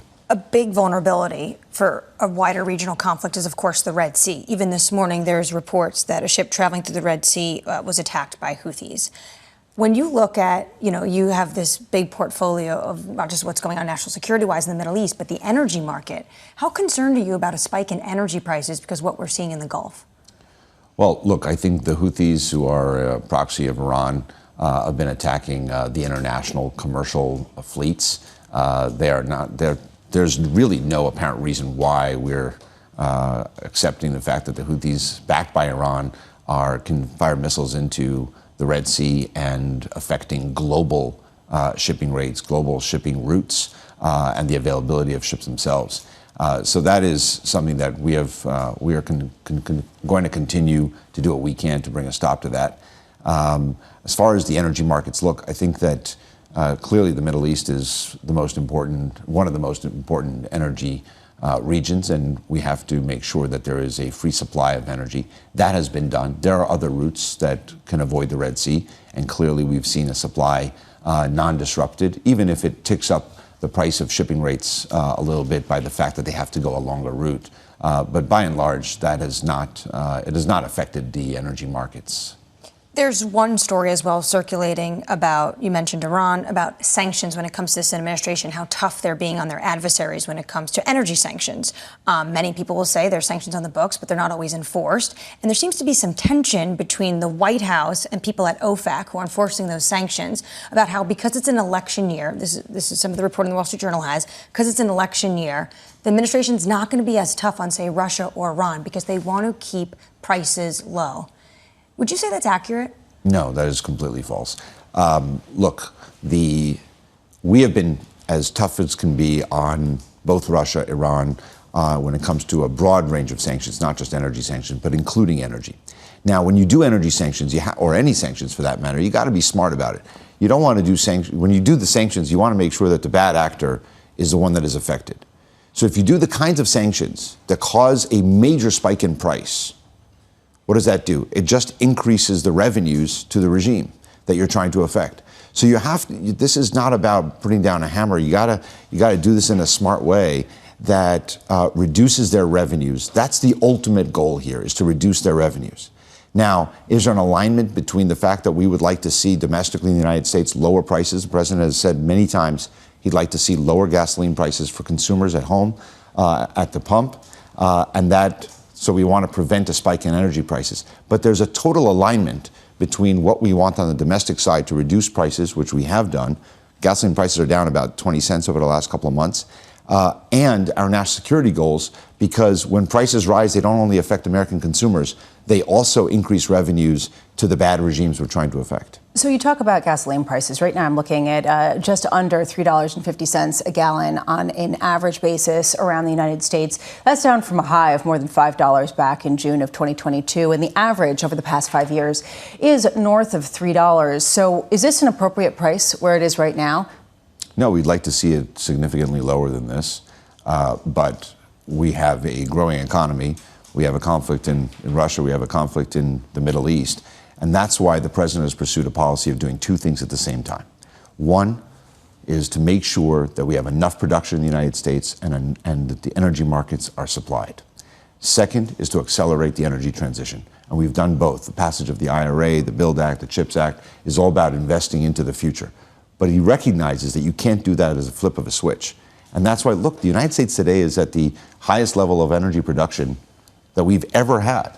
So he has done everything he can to make sure that we are at maximum supplies to reduce prices and inflation, while making sure we have a pathway to not having this dependence on oil producers either at home or from adversarial countries. How much will the Strategic Petroleum Reserve act as a buffer, potentially, with additional releases in the next couple of months in response to prices not going down on their own? Well, look, I think the SPR is a critical tool for the United States. We've used it over the decades to address emergencies and conflicts and natural disasters. The president had an unprecedented use of the SPR with the release of over 180 million barrels because of the Russian conflict, when prices soared to over $120 a barrel and $5 of gasoline, as you said. And we will continue to use any tools we have if there is a need for it. We are going into hurricane season. We have a conflicts around the world. We have to make sure we have that tool. Since releasing from the SPR, the Department of Energy has been buying back. And as a reminder for this show, for our audience of Bloomberg, we sold at about $95. We sold 180 million barrels at about $95. We're buying it back at about 77, 78. That's a really damn good trade. So you're a good trader for the West Wing, noted. But it's not just the $5 a gallon when the SPR came into effect. The first time the Biden administration tapped the SPR was November 23rd, 2021, and gasoline was at $3.39. Today it's at $3.50. So why not tap it today? Well, we were at that point in time. First of all, it was a very small release, and it was coordinated together with our European allies, European and Asian allies. So it was a global action that we took, and that was around the run-up for this war. I mean, people forget that the president of the United States saw this war coming in Russia and called it in advance. So it's about the surrounding environment of what is happening in the markets, what's generating the increase in price. We would like to see the prices go down. We've called on the oil companies to address that. They're producing more than they ever have, both in the United States and around the world. And I think they can do a little bit more to make sure that Americans are not suffering at the pump and that the effects on inflation are reduced. Can I just say you haven't closed that trade yet? You've got to refill the SPR first. Oh, we are refilling. You're like doing it but haven't done it. Where are we now relative to where we were? It's quite a gap, isn't it? I disagree. We've purchased back about 40 million barrels. We were required by Congress to sell 140 million, which we worked with Congress to cancel that sale. So net, we are basically back to where we would have been had we not sold from the SPR. So, but we take that point. We have enough in the SPR to address the concerns that we may face in the future. That is something that every American should know. We have enough to address any security or natural disaster. We will continue to buy those barrels back to refill the SPR because the president believes that it's an important tool. You said we're doing two things simultaneously. You said one is we're making sure we're fully supplied when it comes to energy. Two is to accelerate the transition. I'd argue you're doing three. You're also putting up the walls to China and Chinese EVs. Can you help me square that circle? Why shouldn't American consumers be able to buy cheap Chinese EVs and to ensure they can do the kind of things that you're talking about doing anyway? Well, what we want to make sure is that we have energy security and economic security. And so those are always challenges that you have to look at. We'd like to see a lot of lower prices. We put sanctions on Russia and Iran because that's the right national security call.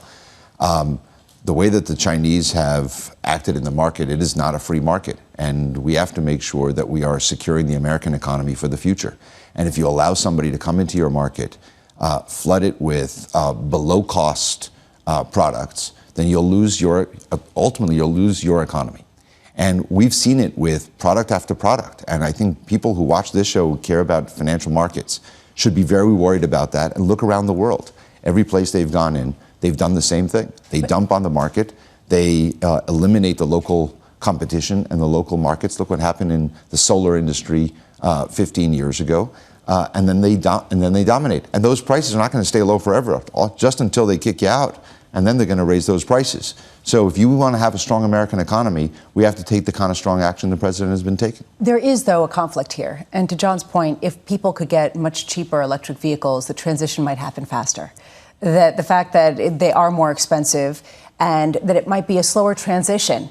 How much more do you expect the United States to depend on fossil fuels? How much longer as a result to prolong the transition in the name of national security? It's not just about national security. I don't want to have a boom in EVs that is also on the backs of slave labor, child labor, coal power plants that are energizing a EV car manufacturing. We want to have a transition to a green economy, a clean economy that actually has the standards and values of the United States. There's a livable wage that workers should have. Hiring children and certain minority communities just because you can and pay them nothing and then say, I have a cheap product. That's not what we're going to build the clean energy economy on. I think the innovation is in the United States. We have the workers and the skills in the United States, and we should build as much as we can. And the fact is that our partners agree. If you look at what we're discussing in the G7, that is what everybody wants. They want to be able to have a clean economy that is competitive, and that we should have this around the world. Countries should have their own manufacturing bases, but they should be done based on a free economy. What the Chinese are doing is not a free economy. It is based on loans, 0% loans from the central bank that says, and we have company CEOs coming out, whether it's in chips, in AI, or in EVs, who say, I don't plan to make a profit for several years. Well, you don't take a genius to say, here's a wad of cash, go build a business, don't worry about a return. I think what you discuss around this table every day is getting returns. That's not a free market. So yes, we want to have a clean energy economy. We're going to accelerate it by doing it in a fair way that produces more jobs. And look, manufacturing is back in America. And that's because we have these infusion of the laws that we passed, again, the IRA, the Inflation Reduction Act, as well as the BUILD Act and the CHIPS Act. That is how you do it, making it competitive and better. It's been too long. Need to do this again soon. Anytime. It's good to see you. Thank you, sir. Amos Hochstein there, the Deputy Assistant to the President. Equity futures right now just about unchanged, but there's a big story in the pre-market. It's Walgreens. We're down by close to 15%. Let's get you some of the stories elsewhere with your Bloomberg Brief. Here's Danny Berger. Hey, Danny. Yeah, so 14.5% for the drop in Walgreens this morning, John. The company lowered its earning outlook for the rest of the year, and doing so pointed to worse than expected consumer environment. It also plans to close more stores in the U.S. According to the Journal, Walgreens is reviewing about a quarter of its stores that aren't profitable and could shut a, quote, meaningful percent of them in the next few years. On the other side of things, Amazon has joined an elite group of companies. The tech giant has reached a $2 trillion market valuation for the first time in trading yesterday. The AI rally has pushed the company deeper into record territory. Even so, Goldman data out this morning suggests that hedge funds are selling tech aggressively. June's net selling of the sector is on track to be the largest on record, with the bank's data going back to 2017. Now, another Boeing whistleblower has come forward. It's a subcontractor mechanic who worked on the 787 Dreamliner and claims that he was retaliated against for raising concerns about work that he saw on the plane.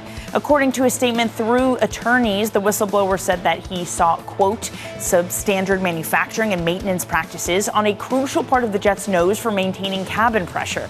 Boeing responded, saying the claims were reported and investigated, and it is not involved in the personnel decisions of subcontractors. And that's your brief, John. Danny, thank you. Up next on the program, looking beyond big tech. Because of maybe the AI narrative in particular, we've seen people perceive certain boats as lifeboats when in fact they got holes in them. The boat that's tilting back and forth, people are running to different sides of the boat can actually remain fairly stable. I think I understood that from Mike Wilson and Morgan Stanley. You can explain it for the next 5 with you minutes. guys yesterday. Yeah. You can explain the commercial break Sure. to me. All right, that's next on the program. You're watching Bloomberg Surveillance.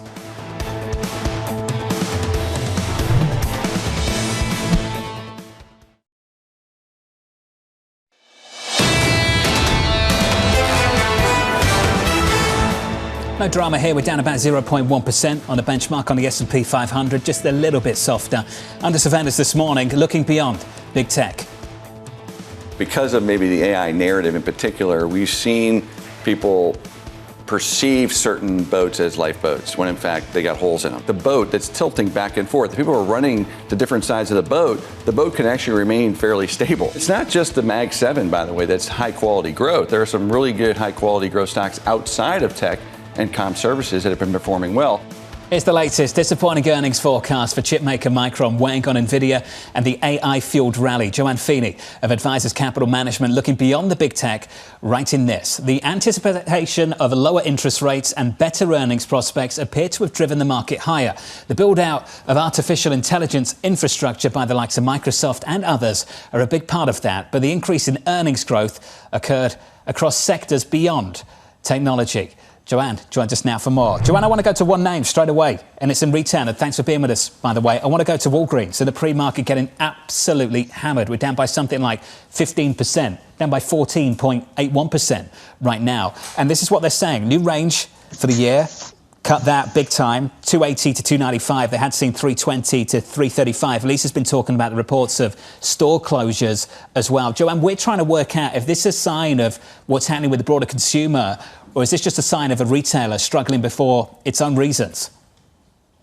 Yeah, John, I think it's Walgreens having its own issues. And the reason for that is Walgreens had adopted a business model of trying to build clinics in their locations to, help add a new business line, drive more traffic, to help the retail side. We had owned Walgreens for a while. We sold it last year because one of the things we noticed in the wake of COVID was the shortage of skilled medical staff, whether it's physician's assistants, nurse practitioners.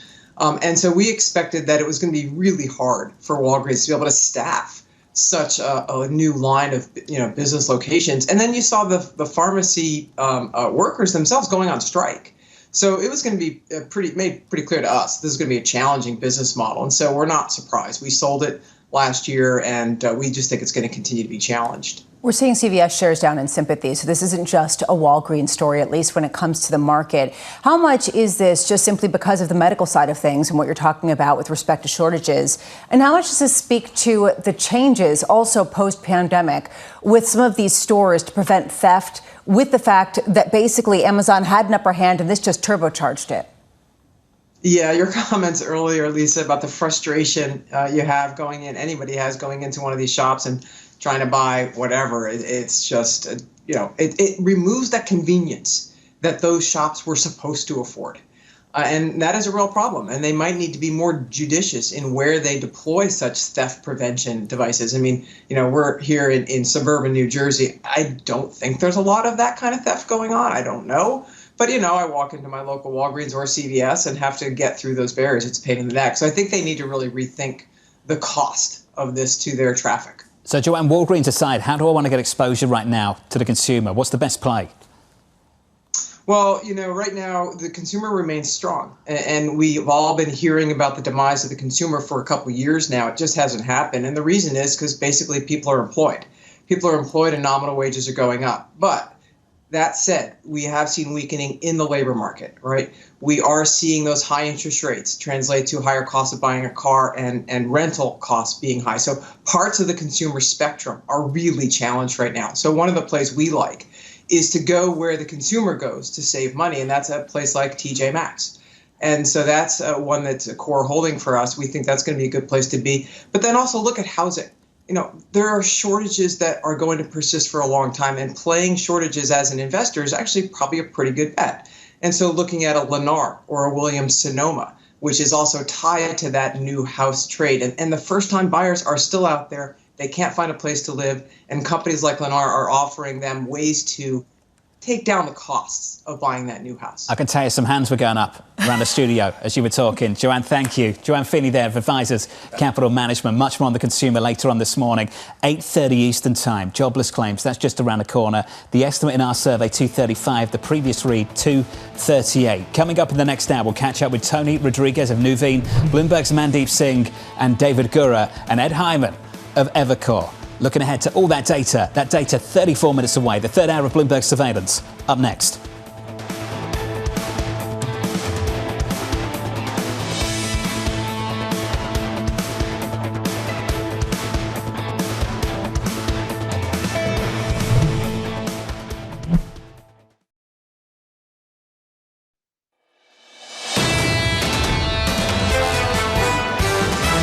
When we look at this soft landing scenario, we're very positive as we go into the second half of the year. We still have the view that the Fed will be able to cut this year, 2 cuts likely this year. The Fed's waiting because growth is strong. That's not a bad thing for the markets. In this complex environment, the patient approach that the Fed is delivering is the right one. Weaker economy, better inflation news. The Fed cuts. Stronger economy, not so good inflation news. The Fed stays on hold. And the reality is the data has been pretty mixed. This is Bloomberg Surveillance with Jonathan Ferro, Lisa Abramowitz, and Anne-Marie Hordern.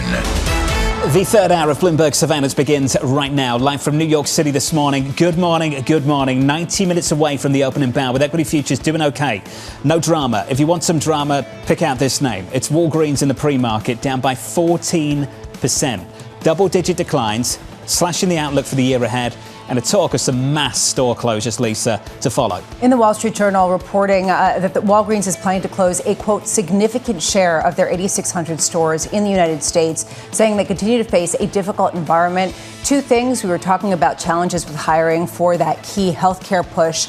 And then there's a question of just how convenient are these convenience stores in an inconvenient way, in an inconvenient moment of preventing theft. So there's 2 threads to this story, potentially. We could have a conversation about the consumer and talk about jobless claims, which drop in about 28 minutes' time.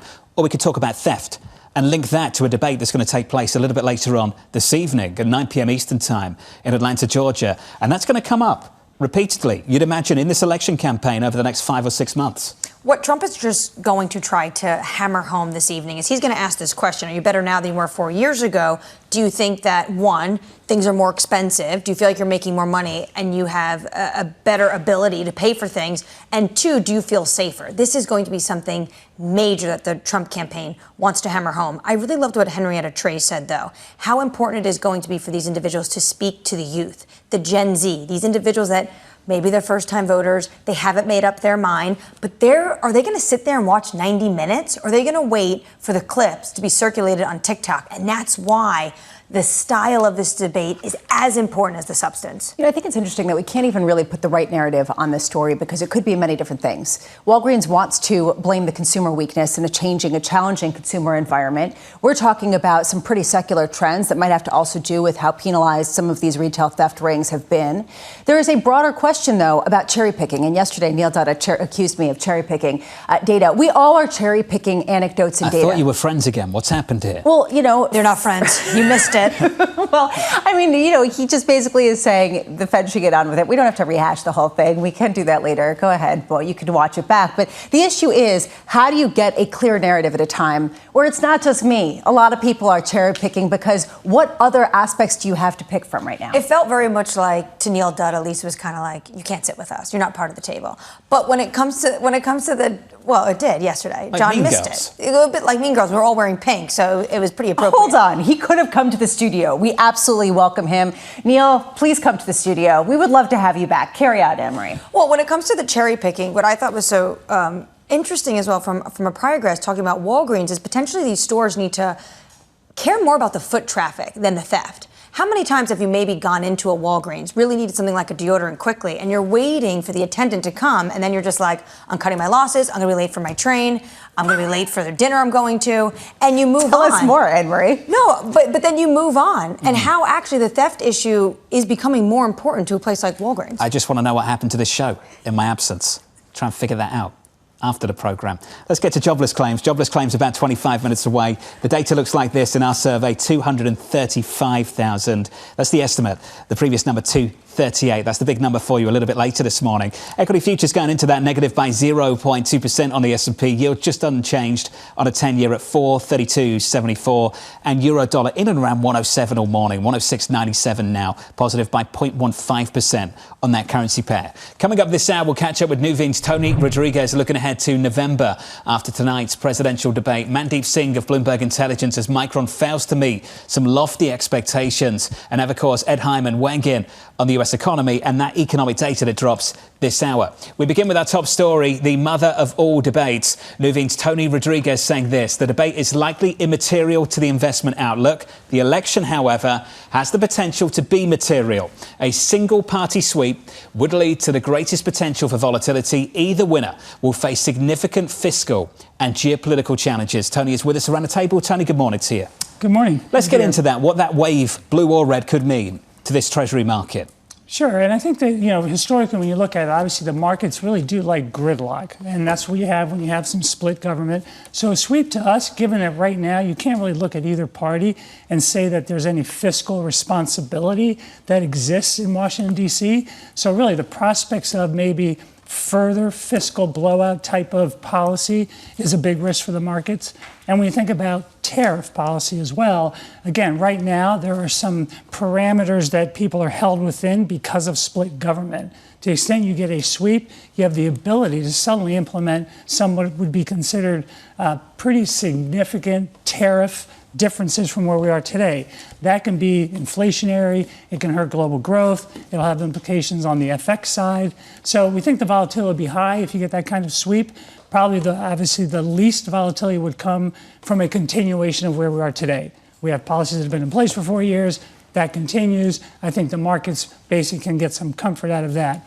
Any big shift though, look out. Does the American bond market speak French? It might, but there is a difference, a big difference. You know what I'm getting into here. I do know what you're Ultimately. getting into, absolutely.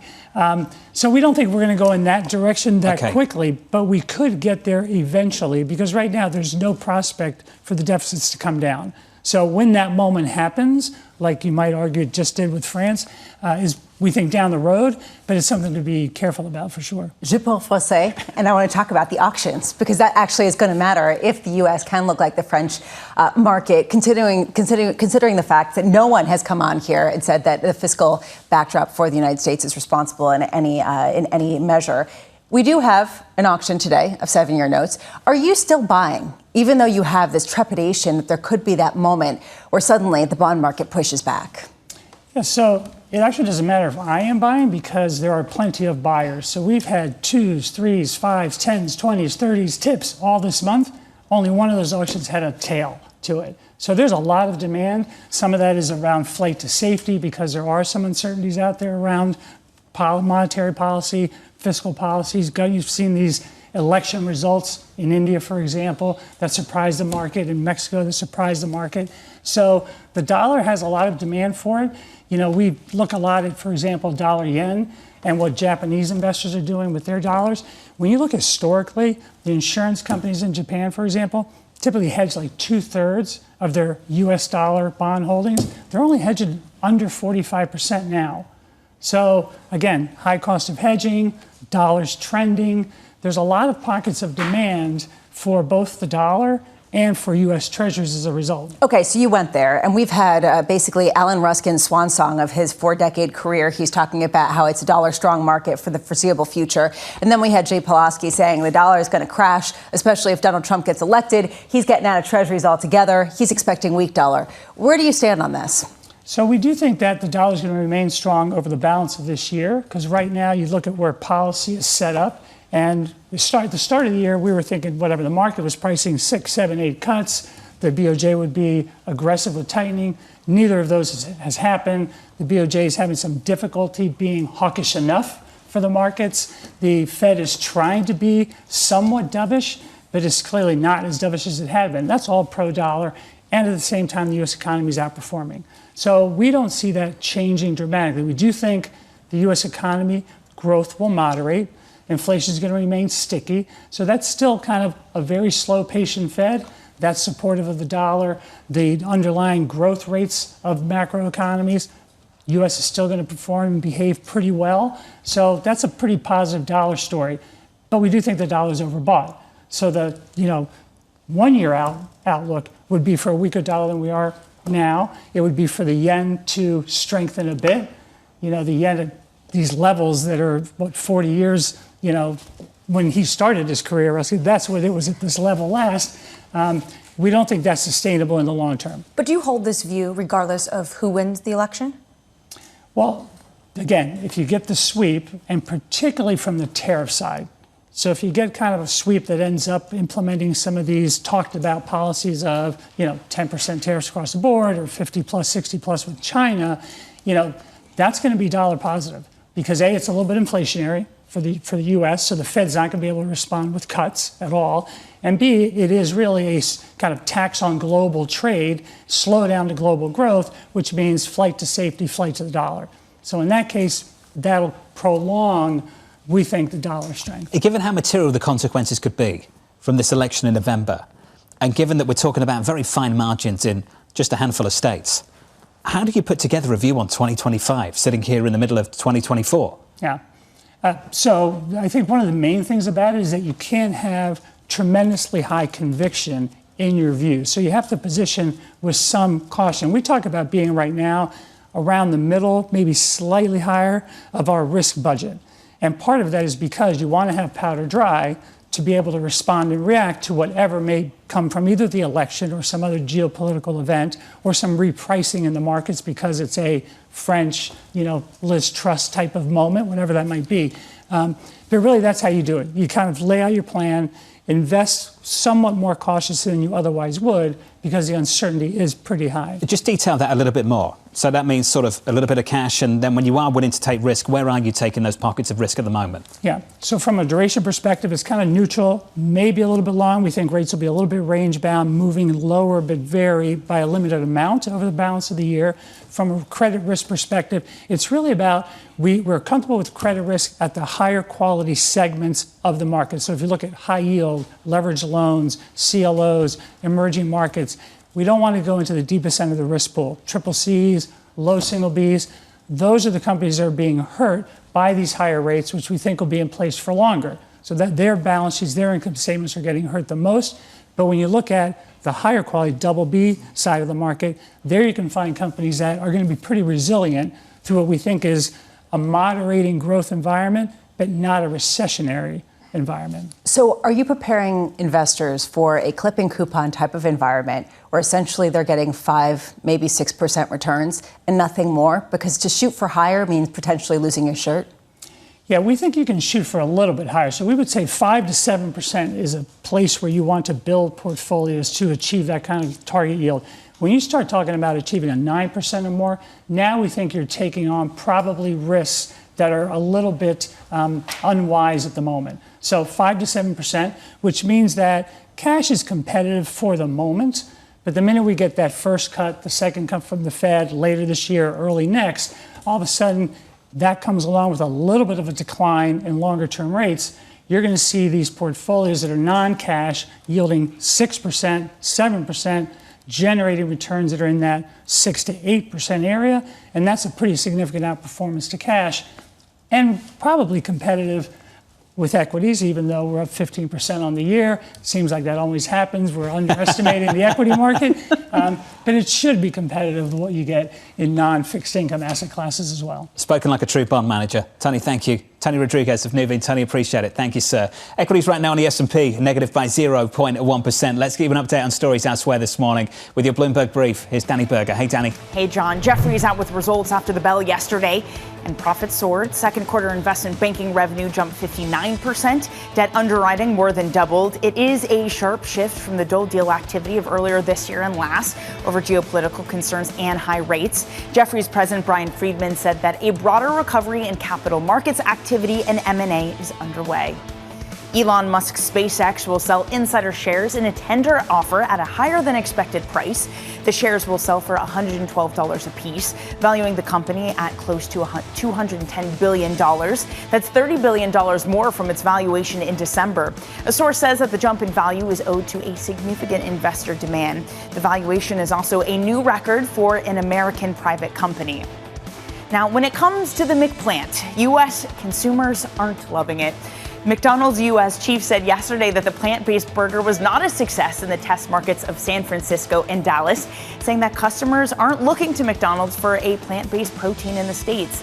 The company has said that plant-based food had fared better in European markets. Instead of place-based options, McDonald's is investing in its chicken offerings stateside. And that's your Bloomberg Brief. John. Danny, thank you. Thank you very much. It's official. People don't want the plant-based burger at McDonald's. Because why would you go to McDonald's for that anyway? I mean, honestly, it's not even that much healthier when you look at a lot of things. The sodium? Yeah, you look at the sodium, you look at the saturated fat, you start wondering what's the appealing. You're at McDonald's. It's not like you're going to be really going full vegan. It's TK, full vegan. Oh, really? Yeah, seriously. At McDonald's? I told you. Yeah, McDonald's. Is this new? Yeah. It's fairly new, last few months. Full vegan you're in actually life kidding. or full vegan when he goes to McDonald's? No, full vegan for life. You're I joking, don't believe right? it. No, But he's still drinking martinis. We had a long chat over breakfast with martinis a few weeks ago, and he told me that he's gone full vegan. Yeah, liquid diet. Yeah, with alcohol still. Baby steps, Bramo. Baby steps. Up next, the morning calls. Mandeep Singh on Micron's disappointing AI miss. That conversation just around the corner. You're watching Bloomberg Surveillance.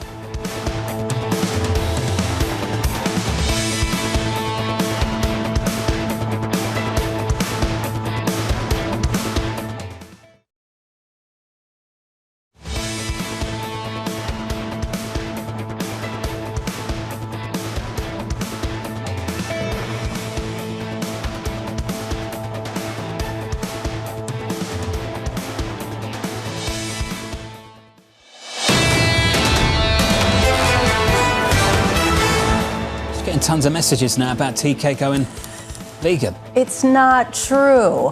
No, TK and I will do a segment about this at a later date. Oh, yeah? Right, a serious conversation. On a cruise boat. Yeah, absolutely. With a martini and All some right. steak frites. Hey, watch this space. Equities right now in the S&P, negative by 0.1%. In the bond market, unchanged, 432.94 on a US 10-year. Lots to talk about with one particular name. Let's get to the morning calls with one stock in focus, Micron. First up, Citi recently lifting its price target to 175. The analyst now saying to buy shares on post-earnings weakness and expecting better results through next year. Stock is down by close to 6%. Next up, KeyBank raising its price target to 160, maintaining an overweight rating. The firm highlighting the company's stronger than expected third quarter results and noting fourth quarter guidance falling in line. And finally, UBS lowering its price target on the chip maker to 153, keeping a buy rating. The firm citing tepid guidance, but ultimately sees it as noise, expecting gross margin to move higher through 2025. So what is it?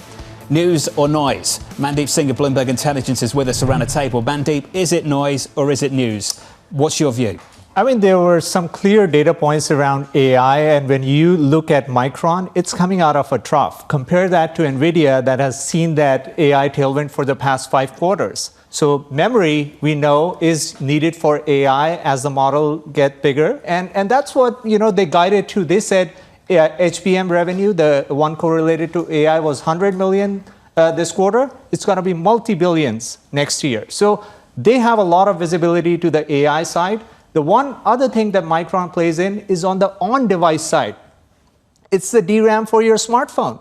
So if there is a wave in terms of refreshes, Apple Intelligence taking off, that's when you will see real upside. And I think they pointed to non-AI piece being sort of tepid, hence the stock reaction. I don't think it was any sort of kind of reflection on AI being weak. Like they're sold out for the next 5 quarters. I mean, that tells you something how much order book they have in terms of this AI wave. It raises, though, this issue of how much the market's gotten ahead of itself with projecting a lot of gains tied to artificial intelligence that just take longer than the market is expecting. How much is that a takeaway? Even if you're bullish on the story, there is a feeling that markets have gotten ahead of themselves, that every AI-related stock is another NVIDIA just dressed down in disguise. So I look at the stack, and when I look at Micron, it's like TSMC. Albeit the difference is TSMC is a monopoly, memory is an oligopoly. So Micron is one of the 3 vendors. But every data center provider who is making a chip for AI needs a memory chip. They need TSMC to fabricate the GPU, but they also need Micron to give the memory. So they have that nice tailwind where everyone, whether it's a hyperscaler or NVIDIA has that competitive threat that hyperscalers start making their own chip. But they both are going to Micron and TSMC for memory and for fabricating the chip. So I think it's a very nice place to be in because of this massive AI investment that's going on. Yes, it's going to be slow to monetize. That's what we are not seeing on the software side. But the AI investment is real. It's happening, and it's going to continue for the next probably 18 months or 24 months. Mandeep, I'm glad you brought up the AI investment, because 2 months ago exactly, the President of the United States actually went to Micron and was talking about unveiling billions of dollars from the Chips and Science Act. He might talk about that today as one of their big policy goals that they had and were able to see through. Where are we in terms of the chips and science money going to places like Micron that are supposed to be building these fabs? So the United States can make sure they're secure from places like what's going on in Taiwan. Yeah, and that's where my oligopoly comment probably suggests that Micron is like a monopoly here in the US, because if you're not sourcing from outside, you go to Micron. And look, they guided to CapEx going up 60% next year. I mean, a lot of investors are freaking out. What does it do to the free cash flow? But remember, Micron is getting the handouts from the government to invest in these fabs. So that kind of offsets that CapEx increase that they're making. And so from that positioning, I think Micron is in a great position. And obviously, it's a cyclical industry. And you want to get it early in the cycle. As I said, it's coming out of a trough. Whereas, NVIDIA is probably 5-6 quarters into it. So that early cycle is very important here. One aspect of the earnings that I thought was interesting is they have a shortage of parts to meet the demand. They don't have the supplies. And they talked about potentially raising prices as a result because it is in such demand. How much are we underestimating just how much prices have to go up? How inflationary this ultimately has to be because of the rush to AI and the lack of capacity to meet the demand? Yeah, I mean, what happened in the last cycle when every memory maker was cutting back on their CapEx was capacity increase almost flatlined. There was no capacity increase on the memory side for the past, I would say, 6 quarters. So now that they're coming out, they're talking about ramping up CapEx, but by the time the capacity comes online, it'll be another 6 to 7 quarters. So that's where the supply-demand dynamics work in their favor because the market is still supply constrained, as is the case with NVIDIA. The market is supply constrained. That's why you see the ASP increases. And you're going to see a similar dynamic play out on the memory side because HBM demand is more than the supply. And you cannot create a fab overnight, even if the government is handing you money. You alluded to this. You brought up Apple and the prospect of a big smartphone upgrade wave. We've got a decent idea of what that smartphone's going to look like later this year. I mean, look, they said their Apple Intelligence is compatible with iPhone 15, and it's not backward compatible. Okay. So you need at least 8 gigabytes of RAM. It cannot be less than that. And so the content of memory will double for sure because that iPhone 16 will have 16 gigabytes of RAM or more because that's the only way you're going to be able to run on-device AI. And the one thing with on-device AI, it's good for memory makers, it's good for TSMC, it's not so good for NVIDIA because NVIDIA is all about running things in the data center. So if you're doing things on device, interesting, that's not so good for NVIDIA. So are you telling me that there will be enough packed into this phone to get the people that may or may not be still walking around with iPhone 10s to upgrade? I mean, look, at the end, it's apps for Apple. If you're able to show apps that can leverage this on-device, capabilities when it comes to the chips and the memory they are powering, then I think people will want to upgrade, because there is a lot of promise with generative AI. It's just a function of how these companies are able to roll out new functionality and monetize it. I mean, there's no free lunch here in terms of, keep investing and there's no revenue to show. Mandeep Singh of Bloomberg Intelligence. Mandeep, thank you. On the latest with Micron down in the pre-market by 5% and looking ahead to potentially a big upgrade wave later this year. Not, though, for one person who's sitting at this table who is still skeptical. It depends. Look, if the thing he breaks, has like one app running on his phone. I'll So say what this does he about really the phone. need a new phone for? Let me say something positive about Apple. Wow. Okay. Who this? They created a product that runs so well and lasts so long that I haven't needed to upgrade it for years. Unless you get some sort of slowdown in the battery and then you have to update. They get more aggressive pushing that one, then maybe I have to upgrade again. Oh, so basically, are you pushing them the to slow down? ecosystem's so sticky, so sticky It's that true. you're sort of trapped there, aren't you? You have to be addicted. I found my own BlackBerry the other day. I was thinking of bringing it back. Firing it back up, booting it back up, getting ready to go. We're getting ready for this. Jobless claims coming up next, 4 minutes away. Ed Hyman of Evercore to react from New York. This is Bloomberg.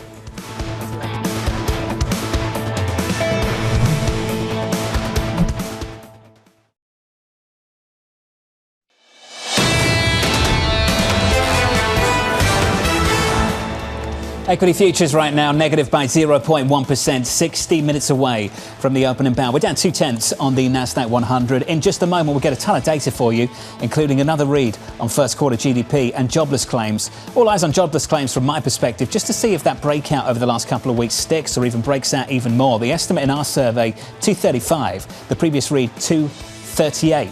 If you switch up the board just briefly, the bond market going into this data, the 2-year looks like this, 470, 472, totally unchanged. With the data, here's Mike McKee. Hey, Mike. I wish, John, I had news for you on the jobless claims front, but it's basically unchanged at 233,000. Continuing claims, 1,839,000. That's up from the previously reported 1,828, although we'll see what the revisions are. GDP comes in on the forecast, 1.4%, up 0.1. Personal consumption did not move. It goes down, actually, 1.5% from 2%. The forecast was for 2%, which is kind of a little bit odd. Durable goods orders up 0.1%, and the capital goods orders, non-defense ex-air, which is what everybody cares about in the economics profession, down 0.6%. The forecast was for a 0.1% gain, so that's going to be a little bit worrying to those who are considering what second quarter GDP will be. These are May numbers for durable goods. The initial jobless claims revisions, 239,000, so it's a drop of 6,000, but doesn't really get us out of this range that we were in. And continuing claims revised down to 1,821,000, so that's an increase of 18,000 there, which is not a huge amount considering we're talking 1.8 million. So overall, there isn't much to say about these numbers. Core price PCE Q over Q, 3.7% up from 3.6%. That was forecast by analysts who noted that since the first quarter, we have seen some revisions to the numbers. And so this probably doesn't have any forecasting ability for tomorrow's PCE number. So if you were a Fed official and asked you, if you took the last 3 months, are you seeing concrete signs of economic slowdown, an economic slowdown right now, would you say we're seeing one? I'd say we're seeing one. The issue is, how bad of a slowdown is it? Does it slow down the way the Fed expects, what the Fed is trying to do? Or does it fall off a cliff? And so far, it doesn't seem to be falling off a cliff. I do want you to give us some praise here for waiting on all of these numbers till you got back. Thank you, sir. Thank you. Well, I am wondering. Thanks for doing the schedule that way. I appreciate it. We tried to accommodate the vacation schedule. There was a heated discussion yesterday about cherry picking data. And the person who was talking about this was Neil Dutta, and he said, really, there are two things that matter, and that's the unemployment numbers and what we're seeing with inflation. And for the Federal Reserve, they're seeing unemployment go up and they're seeing inflation come down. So why not just get on with it and cut rates? Why is it not just that simple? They want to be sure what they're seeing is going to continue and isn't a one-off or a 2-month off kind of thing. They need convincing. They need to know that the trend is going to continue. And we have seen trends go back and forth since the pandemic in ways that we never saw before. The one thing that's always interesting, though, is everybody says the Fed is data dependent and they criticize them for that. But they forget the Fed is not just looking backwards. They're always talking to CEOs. They are always talking to small business owners. And they have many surveys that all of the presidents in the various banks put out to see what's happening right now. So they're a little bit better informed than people give them credit for. Mike, when you talk about just the consumer appetite in some of these companies and what they say, tomorrow we do get personal income as well as personal spending at a time when we did get a downside revision to personal consumption in the first quarter read, the latest read. There was a story out on the terminal this morning saying that excess savings in the United States reached $2.1 trillion in 2021 as a result of some of the pandemic-era programs. That has completely evaporated as of several months ago, and now it's gone negative. How much does that sort of speak to a softness that we're expecting to see but haven't seen to the degree many people have been talking about? Well, the Fed is as stumped as everybody about why lags have been longer in this economic cycle, and there are a lot of different theories, and there's probably a lot of different things that have caused this, but it finally seems to be hitting the economy. It doesn't seem to be crashing the economy. Doesn't seem to be the kind of thing where everybody's going to all of a sudden pull back. And of course, recessions are psychological events because people start to worry and then they pull back their spending. Businesses do the same. And we haven't seen that yet. And that's what the Fed is, on the one hand, keeping an eye out for, which is why employment's come back in as a major indicator for them, because they want to make sure that all of a sudden people aren't getting laid off, scares the Americans, they stop spending, etc. Mike, stay close. Bonds reacting to this just a little bit. Yields dropping across the curve by a basis point or two. We're down 1 on the 2-year to about 473, on a 10-year down to about 432. With us around the table, one of the very best, Evercore's Ed Hyman, joins us in person. Ed, good morning to you, sir. Good morning, John. How are you? Fantastic and brilliant to see you. I want to pick up on what Lisa was talking about with Neil Dutter in the last 24 hours. If unemployment's starting to climb, if inflation's falling, why won't the Fed just get on with it? Well, they will. You got to be patient. And people like Mike pretty much put me out of business. You just, the quality of... I couldn't do that. Well, the quality of what you do seriously is so good. But the Fed's just being patient, and you can't fault them for that.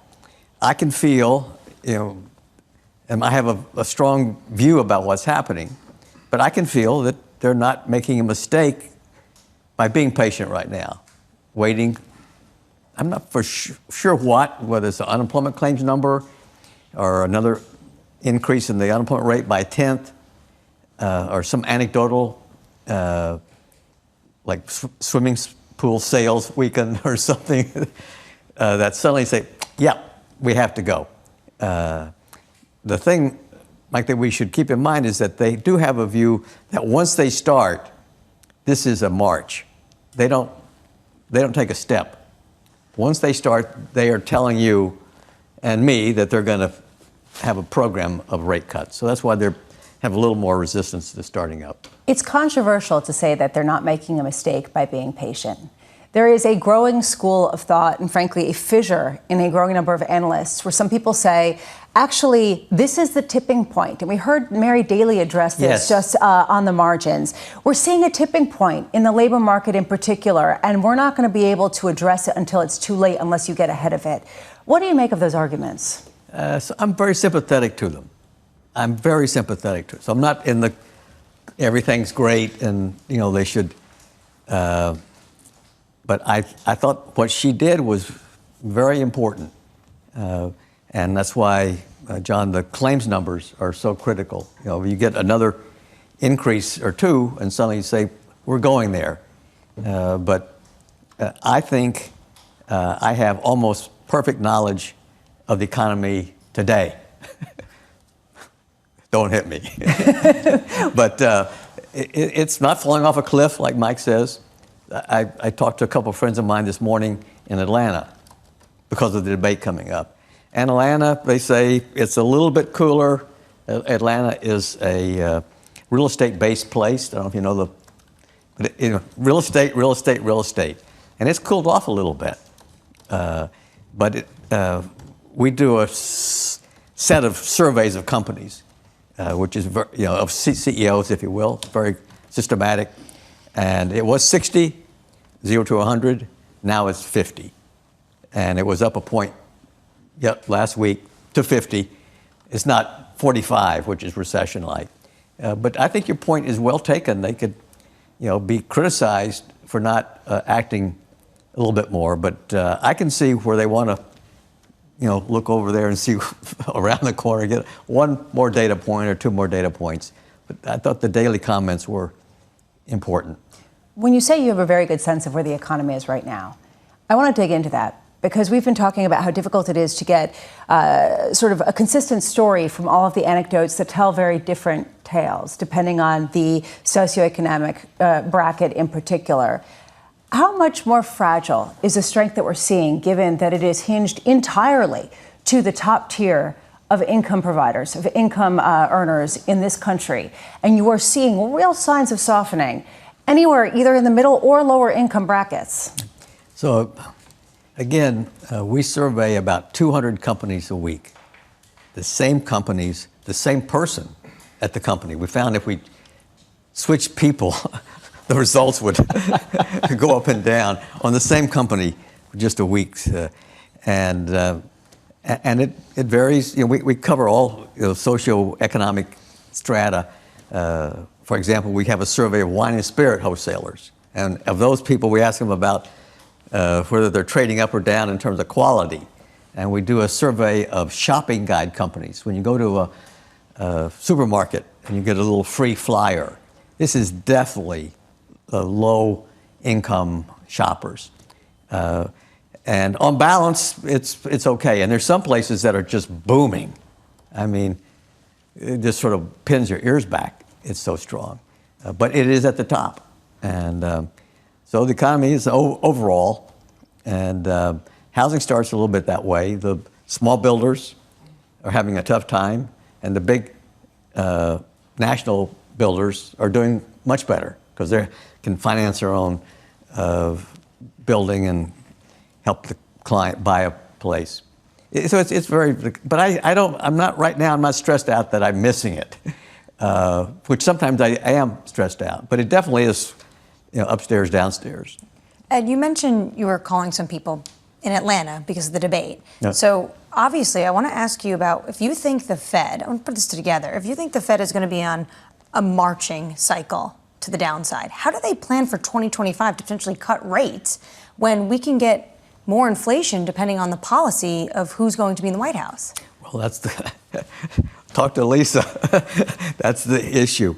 I have a strong view that the monetary tightening has been significant. We have rates, quantitative tightening, inverted yield curve, money supply slowed dramatically. So it's not just one thing, and that's my overarching view of what's happening. And so when I get a strong data point, I say, well, it's just an outlier. It doesn't fit with my view anyway. And when I get a soft data point, I think that's part of the trend. And so to get to your point, I really don't think inflation is going to pick back up. I think that it's slowing. It's going to keep slowing. See, like on the core PCE comes out tomorrow. It was 5.5, and it's going to be something like 2.5. So I'm, to a pretty good extent, I try and establish what the trend is. Sometimes you can, sometimes you can't.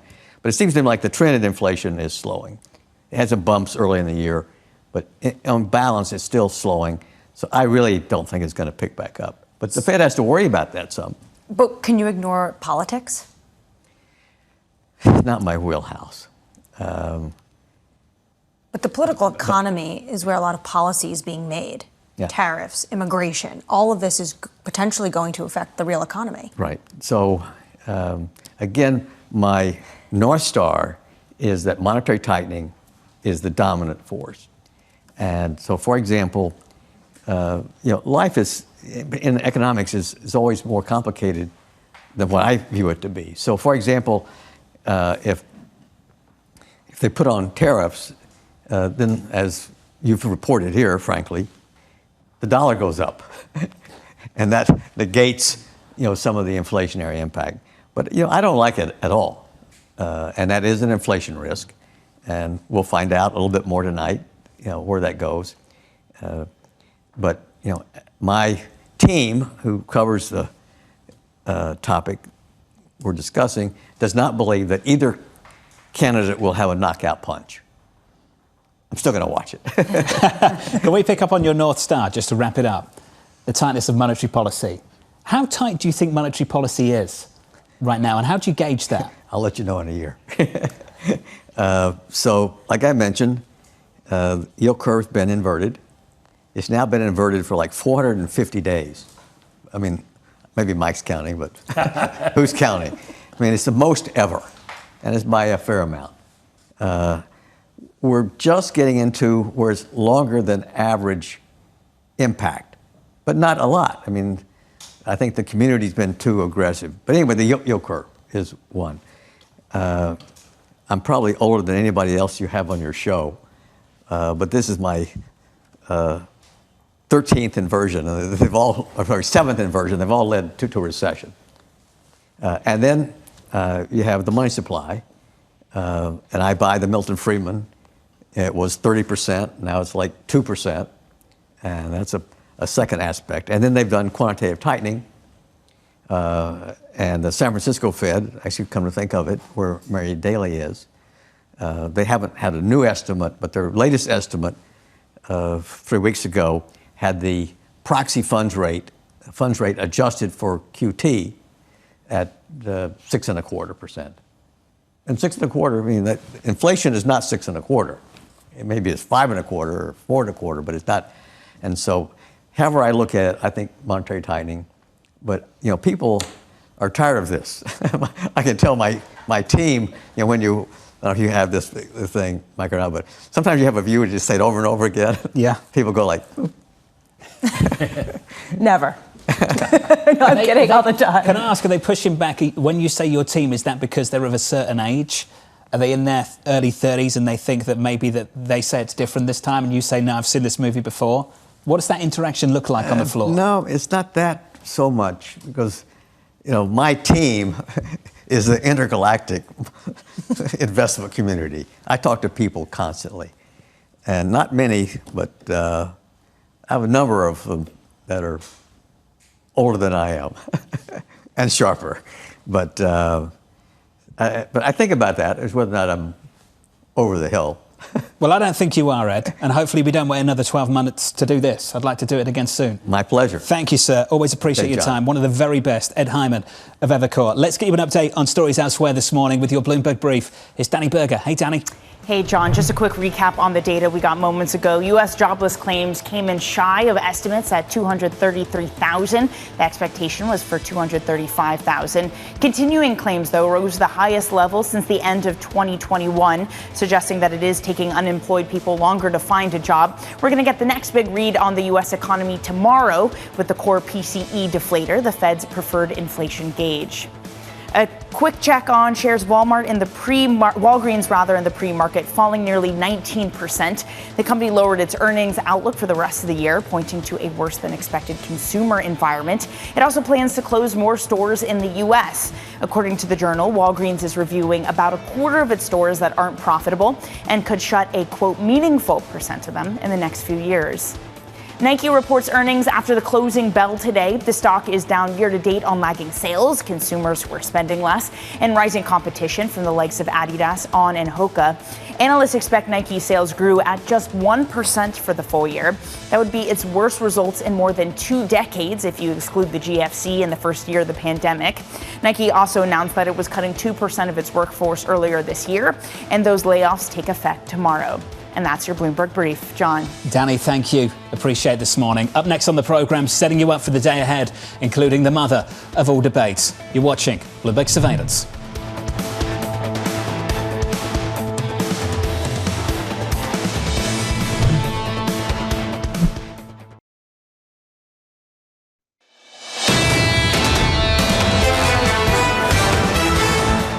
40 minutes away from the opening bell with equity futures negative just 0.1%. Here's your trading diary for the next 24 hours. Nike reporting earnings after the closing bell this afternoon. Tomorrow, we'll get the PCE deflator, personal income and spending numbers. UMich sentiment coming up as well, plus more Fed speak from Barkin, Bauman and Daly. That's all after tonight's CNN presidential debate. It's Biden and Trump facing off at 9 p.m. Eastern Time. Right down there in Atlanta, Georgia, is Bloomberg's David Gura. David joins us now for more. David, it is June 27th. Why are we doing this on June 27th? The sitting president really wants to reinforce his message to the American people early. We'll see if we get a second debate. There is one on the schedule for September. But you point out, John, rightly, this is earlier than we've had in past cycles. Usually we get through the two political conventions and then we have the debates. That's one thing that's novel. Another is who's running this. You say it's the CNN presidential debate. We have a news network here calling most of the shots. Yes, the candidates have agreed to them. But in the last few cycles, we've had this bipartisan presidential debate commission that's structured the debate to its liking, not had commercial breaks. This is something else entirely. So we'll see sort of how this works, this new crucible in which this debate's going to take place. David, there's a ton of different novel provisions in this debate that we haven't seen. There's no live audience. The mics are muted. How are the camps preparing for all of these, different kind of setting than they're really used to? Yeah, it's a stark contrast. Of course, you've had President Biden at Camp David for these last few days, going through his policy points, doing mock debates in a movie theater there, really getting ready in a kind of traditional way for this debate. And then you have former President Trump, who has, we gather, just talked to policy experts here and there and has been out on the campaign trail delivering speeches. That's in keeping with what he did the last couple of times he's run for president. He's kind of eschewed traditional debate prep and wanted to see how the audience responds to what he's saying. But that gets us to the point that you raised, Anne-Marie, which is there is going to be no audience for this debate. And that's going to be kind of strange as well. We know, certainly with former President Trump, he's somebody who feeds off of fulminating in front of an audience. He wants to hear sort of how the audience responds. Not having that in this hall, effectively just doing this in a TV studio, is going to be radically different from what he's experienced before. When you are looking at this debate, David, what do you think the one key point each of them needs to drive home? I think that they have to articulate a vision for the future. So with former President Trump, he's obviously very keen to talk about his past tenure, what's happened since. Grievance politics is something that we've heard a lot of. The same thing is true of President Biden. I mean, he's focused a lot on his accomplishments over the last 4 years, but I think that those who are watching this debate for the first time, however few and far between there are who are undecided about what's going to happen when they go to the polls in November, I think what they want to know is what the vision is for the future for the next 4 years, and it's incumbent on both of these candidates kind of spell that out in a very clear way that's going to be sort of an effective mechanism to sway those undecided voters. Do you really believe that, David? I mean, honestly, do you think that that's the case? Because skepticism from Lisa. I mean, come on. So many people have come on this show and they've said, it's going to be the tone. Do they sound energetic? Do they sound angry, or is it going to be jolly Trump? I mean, these are the things that people are looking for. Are you saying that actually you're going to be listening for policy? Look, I will be. And I was cheered to hear Ed Hyman say that, despite the fact that his team doesn't think there'll be a knockout punch, I think there's wide consensus on that. There is interest in sort of what's going to come out of this and what effect that might have. So, yes, I think that there will be discerning viewers and listeners who will be looking for that. We'll see if that breaks through. I think, to your point, Lisa, there is so much focus here on age and style and how they comport themselves and how they interact with each other. The moments when concrete policy breaks through, if it does at all, will be all the more important because I think it's going to stand in such stark contrast to that. David, looking forward to your coverage later on this evening. 9 p.m. Eastern Time, the debate's kicking off. Facing off the former president, Donald Trump, with the sitting president, Joe Biden. Yeah, keep fighting the good fight there, David. I mean, I agree with him. I hope that is what happens. I hope that we do get some policy. I think the big takeaway for me today has just been basically everyone has a different view on A, who has the upper hand getting into this debate, and B, what the implication is on the other side. There is little agreement. So you get the candidate right, fine. Do you get the policy right? That, I think, is going to be an interesting question as we sort of coalesce toward November. The one place there is agreement, and Pew Research recently talked about this, Biden and Trump are the least liked pair of major party presidential candidates in at least 3 decades. Everyone is coming into this with a bias. If you look at the CBS YouGov polling, only 1 in 5 individuals that are tuning into this are actually tuning in to maybe see some of those policy differences because they still haven't decided who they're going to vote for. John, you made an excellent point. They're going to be talking, too, about 3 states. 10,000 people in about 3 states.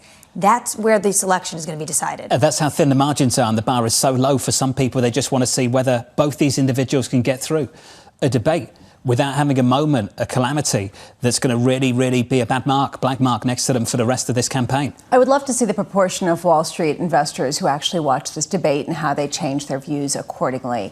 When you take a step back, we've talked a lot about how 2025 is just such a blank slate given all of the uncertainty around policy.